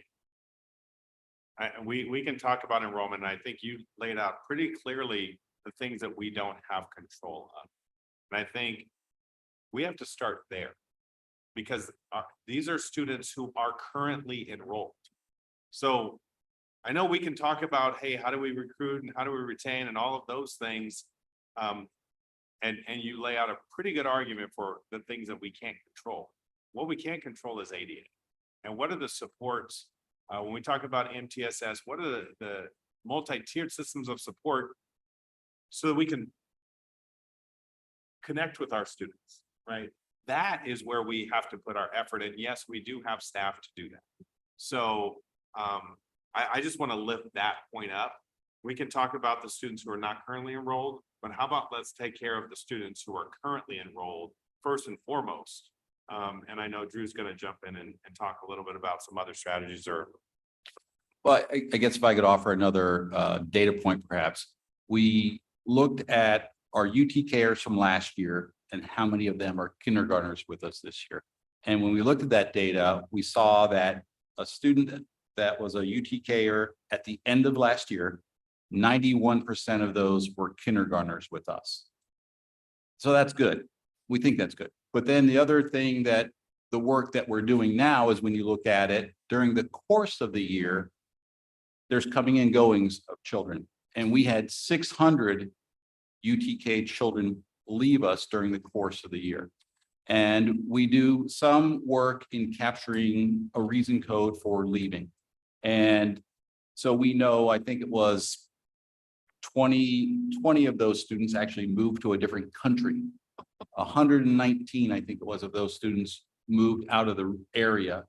A few went to this school or that school, but we are still left with about half that population that we don't know why they aren't with us anymore. And one of the things Marceline and I have been talking about in the work we're going to take on is just doing some legwork behind those 300 families to see, you know, to your point, Trustee Pedersen, was it, I just didn't get a warm vibe from the front office of the school or whatever that was, but just to dig in, because again, we all believe that it's important for those youngest kids to be with us, to start learning early. And anything we can do to kind of bring them along is some, but I think that's just one more aspect of what we want to look at and that kind of work as we continue to dig into this. So just offering that. Trustee Whitehurst. I really have appreciated this discussion because I'm glad to see us finally contextualizing everything. I think we've all heard on yesterday, the county decided to put some money in childcare. So they're recognizing that they need to do something. I don't know if there was any way we can tap into some of that money because we now have fourth graders because they go to the fifth grade. But there ought to be a way that they have some extra money left over that we should be able to get some of that. I think that the thing that I'm excited about is to see us as a society now recognizing that we should not look at educating children even starting at the fifth grade at 5 years old or at 6 years old, but we need to even, I would challenge folks to even look younger, because I have a 21-month-old great nephew and he's holding books, looking at it. He's learning things right now. And I mean, I get the daily, almost hourly report from his classroom of what he's doing at 21 months. I mean, that's granted is private, but we should start looking at that as a society, that instead of trying to start teaching when they're 4 or 5 years old, I mean, if they're able to do it before then, let's push as a society. we talked about the fact that on housing, the median now is $1,025,000 for a regular house. That doesn't knock us out of the picture. But to your point about whether or not new schools, Crawford, although it shows a slight decrease there in the cluster, Crawford High School, the enrollment is up. Man Middle School, the enrollment is up when we had only been bleeding at those schools, but we put new facilities in and now students are coming. So I'm really excited about that, that as we modernize our schools and they see that we're trying to address these concerns is happening. And I just think that we overall have to start looking beyond ourselves. As we were at Lincoln High School yesterday, the principal noted that last year and in years past, we've gotten out there before school started, walking the community. We have to connect with the community to let folks know, yes, we welcome you. And it has to be reciprocal when they enter the door. Thank you. Thank you, trustee Whitehurst Payne. And I'd like to share, just from I think it's kind of hopeful. I mean, I see the attendance going down, but even if you take away the UTK, if you look at like from 2019 to 2022, there's a big drop there from like 5,000, I think. But then the last 2 years, it kind of tapers off a little bit and it's better. So hopefully that trend will continue. So it's not 3,000 a year, it might be 500 a year, but that's a little more tenable. And also the fact that when I try to go to town council meetings with Mira Mesa, Claremont, Kearney, or I'm sorry, Lynn Vista, Scripps Ranch is on the same night as our school board meeting. So, but all of them, you see as well, they're talking about affordable housing. I mean, there was like standing room only at the Claremont Town Council meeting last week. And I know a lot of people have very strong feelings, but there's a lot of development that's going on in the city right now. And I've talked to Lee Dolgaroff about this. We were out at Scripps Ranch last week.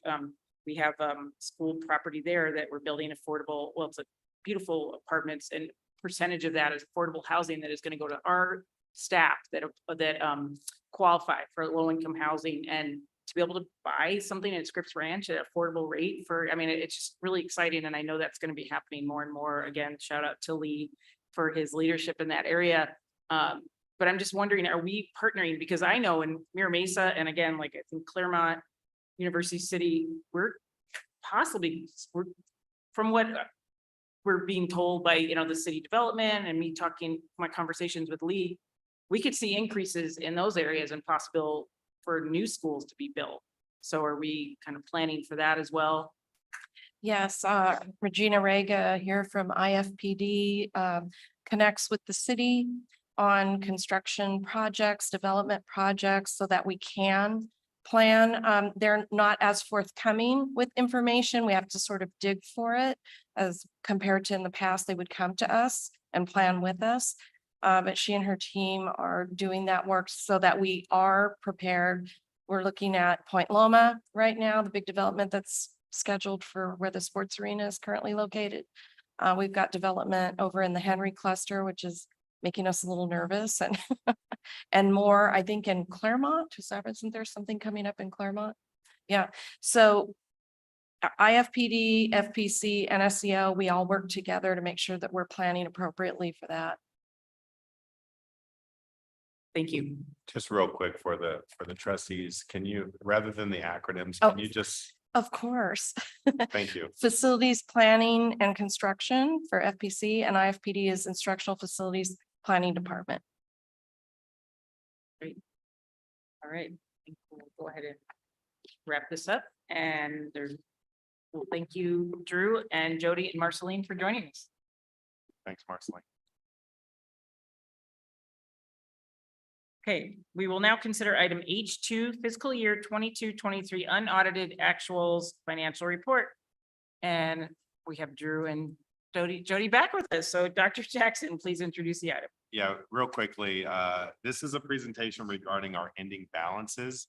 And both ending balances we generally have done for general fund. And this evening, we're gonna do the unrestricted as well as the restricted as well as the unrestricted this evening.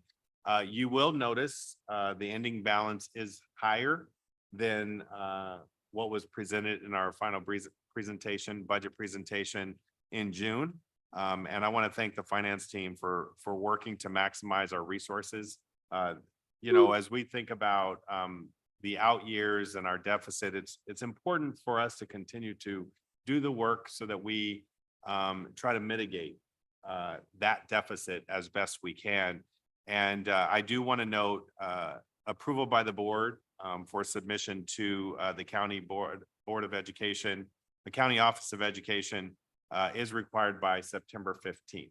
And so we are asking for approval this evening. Okay, go ahead, Drew. Well, you said it all, but, okay, no. That concludes our presentation. Right. Round two. Good evening. Ms. McAllis and I will present our unaudited actual financial report. It's basically our closeout of the 22-23 school year. And as Dr. Jackson mentioned, with your approval, we will submit this to the County Office of Education, which we're required to do by September 15th. As we do in all our budget presentations, we have our visual of the budget process and to show where we are. You have the "We Are Here" on September 15th, unaudited actuals. And then the next time we'll be with you and in front of you will be in December, where we talk about our first interim report. And also this will be at December will be the final look at the it will be the external audit of these same numbers that you're seeing now, the wrap up of 22-23. So it is unaudited at this point, and then there's an auditing process that you will see the very final in December. I think relatively good news with all this process, our general fund unrestricted ending balance is higher than reflected at budget adoption, what you did in June, of $20.2 million higher. This is attributable to reduction in contributions to special education, moving eligible expenses into other available funds. And there's also some amount that is due to increased revenue in other areas and the availability of these other funding sources and some reduced spending as well. And as Dr. Jackson mentioned, it's the work that's done by our finance team. This is intentional. We want to free up as much general fund unrestricted as we can, particularly to lessen the impact and the shortfall in the out years. This is just the same thing in table form. Again, you can see what we provided at budget adoption at the end of June and where it is now, going from 142.8 million to 163 million. And then you can see how the tally of how the balance is carried as we move forward. And with that, I'm going to hand off to Jody to take us the rest of the way home. Okay, thank you. I did push. Yeah, can you hear me now? Is it better? A little bit better? I think it's. Okay, how about now? Better? Okay. It's real comfortable. All right, so some impacts on our district financial picture. As we reported at budget adoption, we do have some shortfalls in 24-25 and 25-26 that we will need to solve for. And again, anything that we can do now to identify and implement any ongoing solutions will ultimately help us in our out years. And since the district's adopted budget in June, there have been some changes. The state adopted budget, there was an increase of 46.4 million in one-time funds. That was an increase for the arts music block grant and then also the learning recovery block grant. And then as Drew mentioned, our ending balance for general fund unrestricted did increase by $20 million. And then also just some other things to take into consideration. There very well could be some just potential increase in costs that we're not aware of at this time. But we just wanted to call that out and at least make people, aware that that's a possibility. And then for our general fund restricted, there were some reductions for the 23-24 year in the entitlements for both Title I and the Expanded Learning Opportunity Program, the ELOP funding. And then again, as a reminder, what we had assumed in our budget presentation for 23-24, the ESSER funds, the money will be going away. This is the last year. And so the assumption was that the costs that are associated with that funding will be gone as of the 24-25 year. And again, just given, our significant shortfalls in our general fund unrestricted and the funding going away for our restricted funds, we will need to identify solutions and have those approved by the board when we present our first interim report in December. And then as Drew mentioned, the next steps for our 22-23 unaudited actuals is that it is required by Ed Code for our external auditors to independently review the financial statements. And then they will bring to the board in December their report on our audited financials, which will then need to be submitted to the County Office of Ed and also submitted to the state. And then our recommendation to the board is to approve the 22-23 unaudited actuals for submission to the County Office of Ed, which is required by law and that must be submitted by September 15th. And with that, that wraps up our presentation, and Drew and I are available for any questions. Thank you very much, Drew and Jody. And I don't think we have any speakers on this item, so we'll move to questions. Do you have any questions? So the message is buckle up. Yeah, Yeah, got it. basically. Trustee Whitehurst Payne.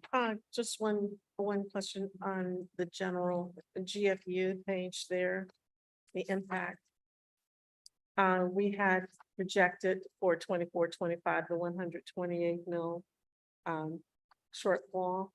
And then in the next line, you're telling us that we did get a one-time fund after that adoption, and then we also got the 20.2 higher. So that gives us the 66.6 from that, or it's already included in So that 128. So the 128, the 20 million will definitely help the 128.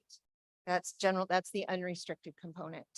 The 46.4 million is restricted funding, which we are working to identify expenses that we can move from unrestricted to restricted to utilize those funds. So yes, it will help the shortfall, but we're still in the process of identifying what can be moved over, what is allowable under the funding sources. And just one clarification for the general public. We knew that with the ESSER funds going away, we knew potentially that we would have those funds no longer. Yes. It's Absolutely, yes, yeah, surprise. so it's the work we need to do. The state took action on the budget after our budget adoption, if you remember, and that's where we tried to catch up.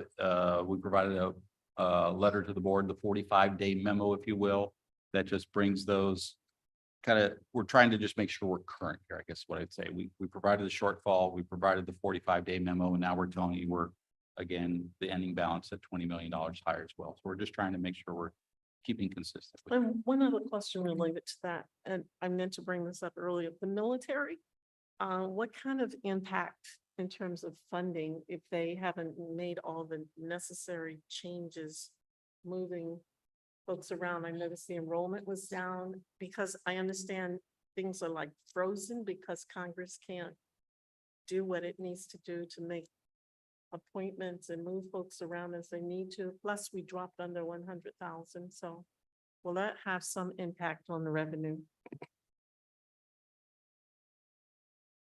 So that's for the impact aid funding that we received. So yes, we are looking into that. I mean, we've got some advocacy to try to remove the requirement that the threshold, thank you, that if you drop below the 100,000, right now, we are actually getting ready. We're gearing up for our impact aid survey form collection, which will be in the month of October. We're piloting something new this year that we're going to be doing it online through the parent portal. We have two options. We'll be doing it online through the parent portal, which we hope will be great. Anything we can do to eliminate all the paper forms. But then also after we do that first round, then we will still submit the paper forms. But I don't have any information on where we currently are with our advocacy. Thank you, Drew and Jody. Okay, let's go ahead and vote. Do we have, oh, I'm sorry, trustee Hazen. Thank you. So I had a question on the side around unaudited actuals overview. Mentions a reduction in the contribution to special education. Can you explain what and why? It's a combination of a few things that contributed lower expenses within special ed. So we plan on how much in budget, what we think we're going to have to contribute towards special ed. There were other special ed specific funding sources that carried more of the load. And a few things like that. We can provide more details if you'd like, but it was in that. Yeah, arena. the reason I just wanted to make sure that we are not serving students No, less. no, and this is really the work after the fact of the bookkeeping where we're able to run, but certainly we're not shortchanging students in this through this process. And I know, Jody, you said that when I asked the question around enrollment and how does it compare to budget, and you said we're gonna see less money than we expected. Do we have a sense of what about that dollar amount might be? So, and actually, we've been providing the enrollment memo updates to the board, and there's another one that is leaving the superintendent's office today. The best projection with that right now is a reduction in revenue of $1.9 billion. Thank you. And again, I'm sorry, the calculation gets slightly complicated, and it really is, again, going back to our previous presentation, the work we're doing now is really impacting the revenue for next year because of the processes with ADA calculation, particularly taking advantage of the 3-year rolling average. It's the 3 previous years, but obviously the work we're doing, obviously it's the right thing to have children in school anyway and improving our attendance, but then that from the revenue portion is really driving the number for next year. All right. Thank you. Are we ready for a vote? You need a motion and a second. Yes. You need a motion. I was working on that. Can we give a motion? Okay, motion by trustee Breer, second by trustee Whitehurst Payne, and trustee Lavender Williams. Would you like- Aye. Okay, and trustee Toriano. Aye. Great, and everyone else? Okay, vote passes unanimously with student board members concurring. Thank you, Drew and Jody, again. Okay. We will now consider items H3, item H3, issuance and sale of Prop S, Measure YY and Measure U bonds. There is no staff presentation on this item. Board bond counsel is available via Zoom if there are any questions. Do we have a motion to approve item H3? Okay, I think we have to do those separately. I was told. Yes, by a separate vote board is required. services. But good thought. Thank you. Okay, do we have a motion on H3? Okay, motion by trustee Whitehurst Payne and Richard. Okay, second by Richard, and no speakers. And we'll go ahead and vote. So let's start with trustee Catoriano, Aye. trustee Lavender Williams, Aye. and all others. Okay, all board members vote unanimously with student board members concurring. All right, we'll now consider item H4, issuance and sale of general obligation refunding bonds. There's no staff presentation on this item. Bond counsel remain available via Zoom. If there are questions, is there a motion to approve item H4? Oh, Richard gets first. Okay. Okay. We have a motion by trustee Barrera, a second by trustee Whitehurst Payne. Let's go ahead and vote. Trustee Lavender Williams. Aye. Trustee Katoriano. Aye.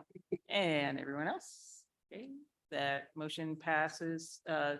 Trustee Whitehurst Payne.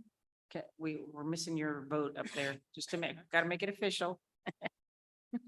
All right, that vote passes unanimously with board members concurring. I don't know what's going on with my wife, my microphone.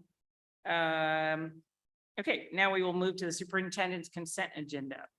We will now consider items I-1 through I-43, the superintendent's consent agenda. The following items were previously withdrawn by staff. I-29, I-31, I-32, I-34, I-38, I-39, and I-41. Is there a motion on items I-1 through I-43? Okay, motion by trustee Lavender Williams, and we have a second? Trustee we need someone, we gotta get this side going over here. Second by trustee Patterson, and I believe we have speakers on I-20 and I-21. So we have Stacy McGlory, Alicia Gloria, and Ryan Berker. If you could all come to the front, please, if you are here, come to the front. And it looks like just the one, anyone else? That's it? Okay, and I'm assuming you're Ryan? Yes. Okay, and you have 3 minutes. Thank you. Hello, thank you for allowing some time. So Superintendent Jackson and Cody Pedersen and the rest of the board, thank you for being here. I live in the Ocean Beach area. My wife and we have 3 daughters. And there's been a couple of incidents in the news recently, and there's some focus on some of the aspects of this. I'm not a lawyer. I'm in sales. And my daughter is at the heart of this with a couple of the other parents that are here. And we're just having some trouble navigating the system that we're having some trouble navigating the system to feel like our children are truly being protected. So with my daughter, she was inappropriately grabbed at school. She was teased after that. She's grabbed in the butt. And she was teased after that. And then a week later, she didn't tell us any of that part. A week later, she was threatened just off campus, a few feet off campus. She was threatened by the same boy to be raped. They're in junior high. They're at Correa Junior High. She's in 7th grade. And there's 2 boys, and one is a follower and the other's a leader. The follower is the one who had the physical action with my daughter, and then the teasing later. And then also the rape comment was made to her, but was worded by the other boy, by the leader boy, who also had a gun incident. And that's what brought this whole thing out, was this gun incident. So that's a concern too. I'm not going to speak to that. There's some others that will speak to that. In pursuing this, there's been a couple of other things that have come up with the leader boy texting videos, inappropriate videos, highly inappropriate videos. I'm not going to put any details there. And also some selfies, pictures of himself that would be highly inappropriate. I believe it's a federal felony, the type of pictures and the videos that he sent. So we're communicating with our local head of our administration, is the principal, and now as of tonight is the principal of Correa. And I want to believe him. I want to believe that he has my daughter's best interest at heart and our children's best interest at heart. And to some level, his hands are tied because there's no clear direction. Also with Latosh, I talked to earlier today, at some level, she can't give me clear direction. Does San Diego Unified have authority when it comes to these images that have been turned over to the administration? Do they have the authority to turn those over to police? Are we supposed to talk to the DA? Thank you. So we just have some questions and there's been no clear answers. So I'd like to, at some point, have Thank somebody you. to help get some answers. So Thank you, thanks for Ryan. your time. Okay, are you Stacy? Or Alicia? Okay, come on up. Alicia, you have 3 minutes. Thank you. Gun violence prevention. This is a page on your website. It's a nice website. The opening paragraph. San Diego Unified has made gun violence prevention a priority in supporting the mental health, safety, and well-being of the district students, staff, and community as a whole. Not only does your website not reflect that, but neither do the policies and procedures at the school level. No concrete consequences for specific things like sexual harassment or firearms threats. No specific protections that are immediately put into place for families and victims of these specific threats, like the sexual harassment and the firearms. When there is a lack of logical and effective consequences, this is what happens. I could find nothing anywhere, not in the school policies, the school websites, the parent handbooks, anything I could find on your website. I found nothing that made me feel like my child was definitely protected. After experiencing this firsthand, as Ryan spoke to you, I have learned how we actually handle these things, how we handle firearms threats and students with chronic bad behavior. And honestly, it is no wonder. It's like this light bulb went off and I realized this is why our kids are getting slaughtered in schools, because we're all focused on this far off thing. Oh, federal gun bans and blah, blah, blah. And we're not talking about what am I doing right here, right now? When I tell my kids, you want privileges this weekend, you make your bed. And if you don't make it all 5 days of the week, you have no privileges. You know what? That's a consequence. And you know what I get? I get great behavior. I get great kids. But as long as we don't have good consequences, effective consequences, clear-cut consequences for bad behavior, you are not protecting the kids and their parents. Thank you. Thank you. Are you Stacy? Okay, you have 3 minutes for both items. 3 minutes total. Thank you. I'm here tonight as a concerned parent. I have 4 students in the San Diego Unified School District. One of my children attends Correa Middle School in Point Loma. On August 29th, she and at least 3 other students reported seeing a male student with a gun on campus. He was also making verbal and nonverbal threats of violence. In addition, that boy and another boy were identified by over 14 girls on campus as participants in sexual harassment and sexual assault, as you heard Mr. Berger talk about. This district continues to tell the reporting students and the parents that these claims are unsubstantiated, and I quote about 15 times from Mr. Kyle Cooper. They're told that they are not enough for the district to take action to keep our children safe from threats and violence. This is unacceptable, Mr. Jackson, 100% unacceptable. As the largest district in the state of California, all of you and our administrators are supposed to be keeping our children safe. Instead, you're hiding behind policy that promotes a rape culture and a violent culture. And we are asking for change at the district level. We are here tonight to work with you to enact this change in any way that's possible. Today, you spent about an hour talking about enrollment and money. So let me break this down in a way that you might care about a little bit more, because the safety of our children. Mr. Peterson, this is your district. Over 5 children have already left Correa Middle School permanently and left the Point Loma cluster. Half of the school was absent the days following these incidents. A third of the school was absent the following day, and students continue to be absent. You want ADA, Mr. Jackson, as you talk about? Keep our students safe. Threats of violence should be taken seriously. Sexual assault should be taken seriously. The bar is set so high for expulsions that there are almost 0. And those people are offered chance after chance after chance to return to campus at the expense of our children, the victims who are traumatized over and over and over. The current policies don't work. This is not an isolated incident. I promise you, I'm not the first parent who's come forward this year in 2023 because there are more sitting in the audience.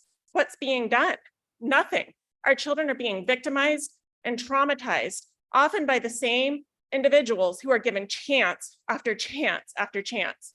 Our children are told, begged, see something, say something. Police our campus for us, children. And then what? They're not believed. They're not listened to, and nothing changes. Cody, are you listening? Because I voted for you. I want you to help us. We want to help. We need to work together. This can't be ignored any longer. Thank you. Thank you, Stacy. And let's see, we are going to move on now to non-agenda public We testimony. need to vote on. Oh, the, vote on this one. Okay, sorry. Yeah, section. All right, we already have our motion and our second. Let's start with trustee Catoriano. Aye. Thank you. Trustee Lavender Williams. Aye. Okay, all other board members, go ahead and vote. Okay, thank you. That passes unanimously with student board members concurring. Sorry, I was trying to jump ahead there. Now we will receive public testimony on non-agenda items. And currently, it looks like we have 9 requests for non-agenda testimony. Each speaker is given 2 minutes each. And we will go ahead. Let's see, I'm gonna just read off the names and then you can go in whatever order you'd like. But Cameron Lilly, Ryan Berger, Stacy McClory, Devin Godet, Jennifer Palmiato, Nate Treadwell, Ryan Bray, Amy Mullins Boychuk, and Katie Sanders. And if you're all not already there, please come to the front of the auditorium so you're all in the same place together. And let's go ahead and start. Is Cameron Lilly here? Available? No? Yes? I'm sorry, I thought you said Oh, whatever. yeah, no, order. that's fine. Sorry, I was just trying to kind of get the process started. Yes, and you have 2 minutes. Thank you. Okay, I'm Katie Sanders, so I was the last on the list. So I'm here as a concerned parent. My daughter is a 9-year-old 4th grade student at Barnard Magnet Elementary School. There is a transgender student in her class, and last week, the school allowed that classmate to give a presentation that they claimed was sanctioned by the district. I believe the intention was good, and it was an attempt to foster inclusion, but that unfortunately was not the result. Instead, my daughter came home upset, believing that she must identify as gender fluid because she likes both girl activities as well as traditionally boy activities, example, Legos and baseball. This was her takeaway from the presentation. This goes against everything I want to instill in my daughter. As a biological female lawyer in a traditionally major male field, I see how hard it is for women to succeed in a man's world. Women have had an uphill battle to obtain equality, and the fight is not over. My daughter is a mixed race African-American biological female and has struggled with her racial identity, but has always believed that girls can do anything. She has been raised to be inclusive and kind to everybody. We stand as an ally to the LGBTQ community, and I understand the importance of including everybody. However, I do not support advancing one group by marginalizing another. Women and girls need a space to thrive without feeling that they cannot be a girl and do what are traditionally male activities. Women have come a long way from the 1950s, and the result of this presentation took us back, where only boys and those who identify as such can do fun things. I'm sure this was not the intended message, but gender identity is a complex issue, especially for 4th graders to comprehend. The topic is better taught by parents and not a 9-year-old classmate. As a parent, I expect to know what my daughter is being taught, even if it's just to be prepared to field questions when she gets home. This was kept a secret from me, and I learned because my daughter came home upset because she doesn't want to be a boy in order to play with Legos. Thank you. I just want to know what the board is going to do to correct what is being taught to our children. Thank you.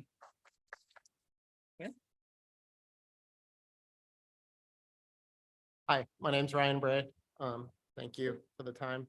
Yeah, actually, I'll start with the last line I wanted to say, going off that enrollment news and the budget news and seeing, this district isn't bleeding, it's hemorrhaging, right? $180 million in a couple of years. That's horrible to be facing. And I love San Diego.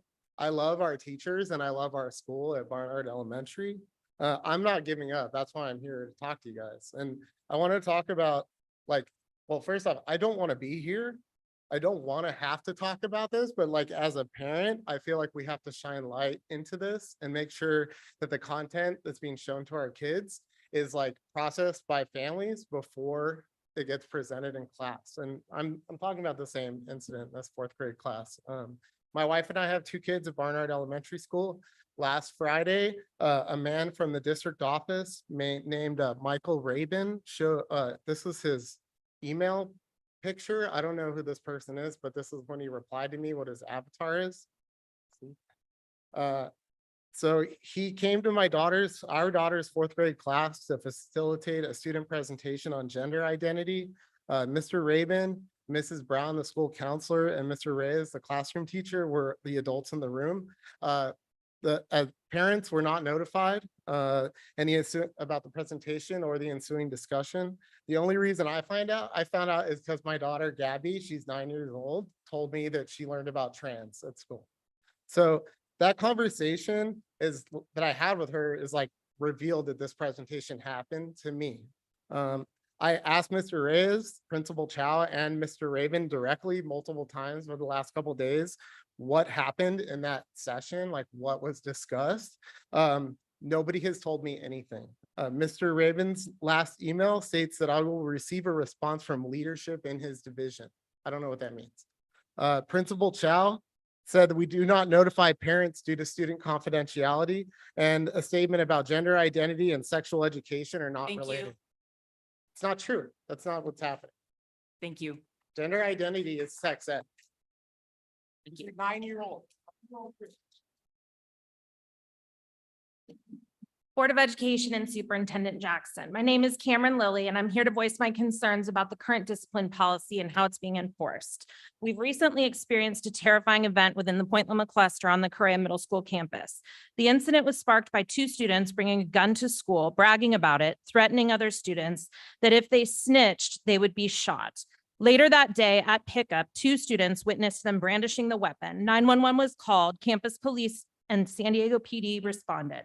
They worked diligently to find the suspects, but never recovered a gun. As the brave students and witnesses came forward to write statements and file reports, administrators and dedicated parents unearthed 14 complaints of sexual harassment and 1 sexual assault complaint against these same students. I am deeply disturbed to learn that despite the multitude of reports and witnesses, the claims remained unsubstantiated in the eyes of the administration, and that they weren't deemed an expellable offense. If the San Diego Unified School District's goal is truly to lift up our children and our students' voices, then why aren't we allowing the victims' voices to be the loudest? The slogan adopted in our district is see something, say something. But the message the current protocol is sending is don't bother. We don't believe you. How many students must come forward to substantiate a threat? Although these students have been identified at previous schools as repeat offenders, the consequences they received this time for these behaviors did not escalate them through our own discipline matrix. Why? Why do multiple suspensions for sexual harassment not indicate that the consequences are not deterring the child from repeating the same crime? Our current discipline policy is not, in fact, zero tolerance unless our administrators are willing to advocate for the protection of all students and enforce that zero tolerance around sexual harassment, assault, and gun violence. We trust our teachers, staff, administrators, and all of you with our most precious gifts on a daily basis. We trust that you will protect them at all costs. Correa Middle School had 387 students that were too scared and traumatized to return to school after this incident. Thousands of educational hours have been lost. Thank you.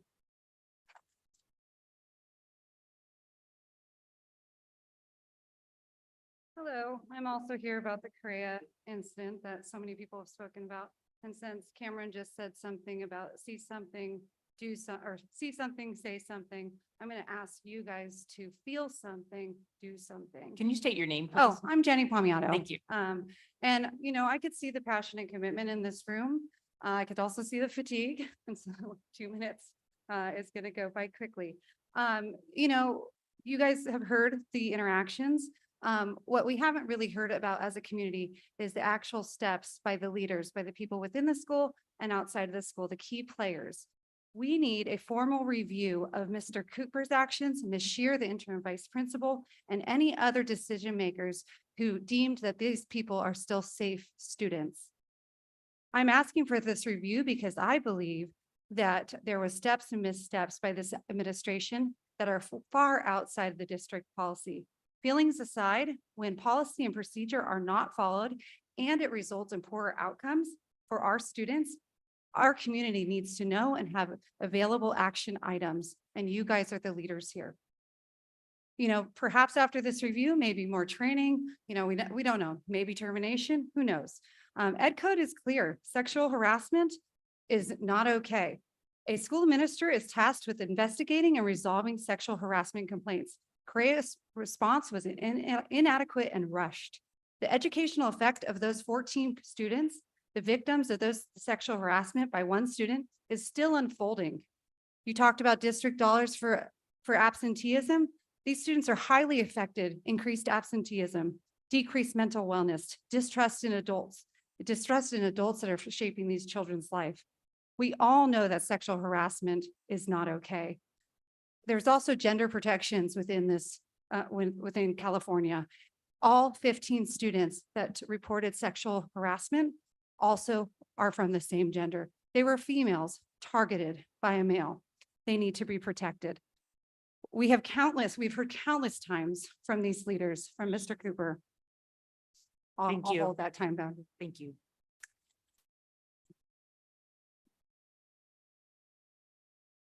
Hi, I'm Devin Gaudet. Thank you for taking time to listen to the parents of your community. We need you to do more than listen. We need you to take action. We need you to make changes and policies that protect the wrong individuals. We need you to listen to the students following your rules, saying something when they see something. We need you to change policies that ignore what our students are telling you. To the students that are elected to the board, please hear us out and give your perspective and input. You are students. To the entire board, put yourself in the place of the students of Correa that have come forward asking for help, telling you they feel unsafe. Put yourself in the place of that child that was told by another student, I have a gun. Put yourself in place of the child that was shown inappropriate pictures and videos and told unthinkable things of what that boy was going to do to them. Now, as that victimized student, you tell your parent, your teacher, your principal, your school's administrators, your school district, what has happened to you. They tell you it's not bad enough to discipline this boy. He hasn't hurt you enough to take action. He hasn't scared you enough with a gun threat to believe what you say is true. He hasn't raped someone on campus yet. He hasn't killed someone on campus yet. So we need to protect this boy. And if he does leave, we'll use restorative discipline and we'll work with him to bring him back to your school. This is what you're saying to your community. This is what you're saying to your students and the families of the district. You're saying you would rather protect the few individuals while threatening the safety of hundreds of students at one school. And this is district policy. So hundreds of thousands of students in the district. You would rather protect those few students because of politics than keep all the hundreds of thousands safe. And on that note, you're even not following your own policy. You send home to each district family a zero tolerance policy with regards to firearms and sexual misconduct. You aren't following your own rules. You're saying it's okay if a student has 17 disciplinary actions against him from a previous school. It's okay that some of them aren't violent. It's okay that he showed a gun to students. It's okay he's threatened them during class. It's okay to send harassing photos and make inconceivable comments to a 12-year-old girl. How is that no tolerance?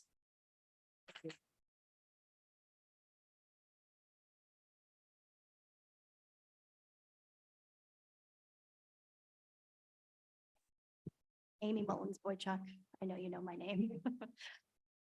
It's unfortunate that we're having to have this conversation again. Their incidents, the words coming out of their mouth are verbatim identical to exactly the same incidents that I brought to your attention in March of 2023.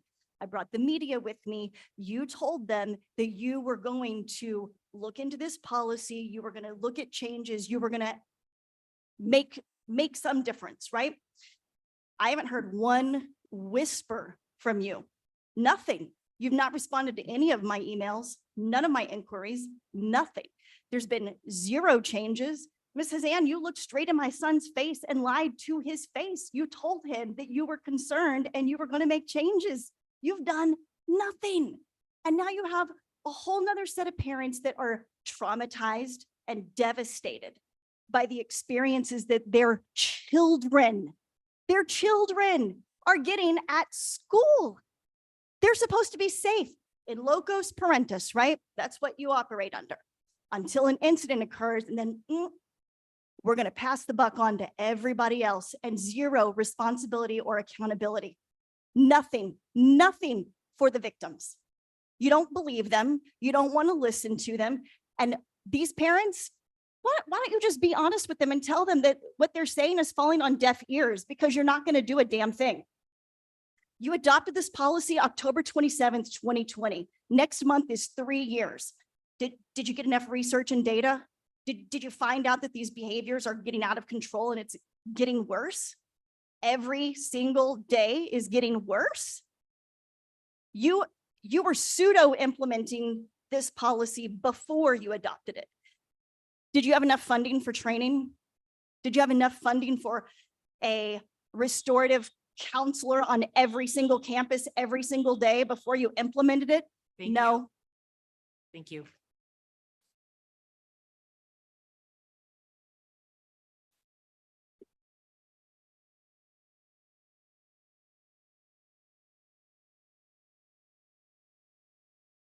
So I'll keep this brief. I don't want to be here also like this other gentleman. I'm not as well prepared. I tried to send some emails. Cody, I'm hoping we might be able to get a chance to talk at some point. Lamont Jackson and Michelle Irwin were copied in, and of course, Kyle. I'm just looking for some help, advice of who to talk to next. I want to follow authority, that's in me to please people. I have a hard time being up here. These women are more courageous than I am. But as a father, I can't just turn my back on what happened. I hope you can understand that. Thank you.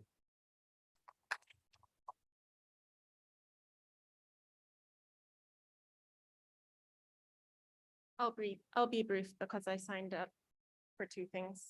Mr. Jackson, I know you received multiple emails from parents of the Correa community and the larger Point Loma cluster over the last week. I know you did. You were copied on all of them. You were copied on the ones that I sent. I received nothing back from you. Cody Peterson, we've been reaching out to you as well. We just want some change.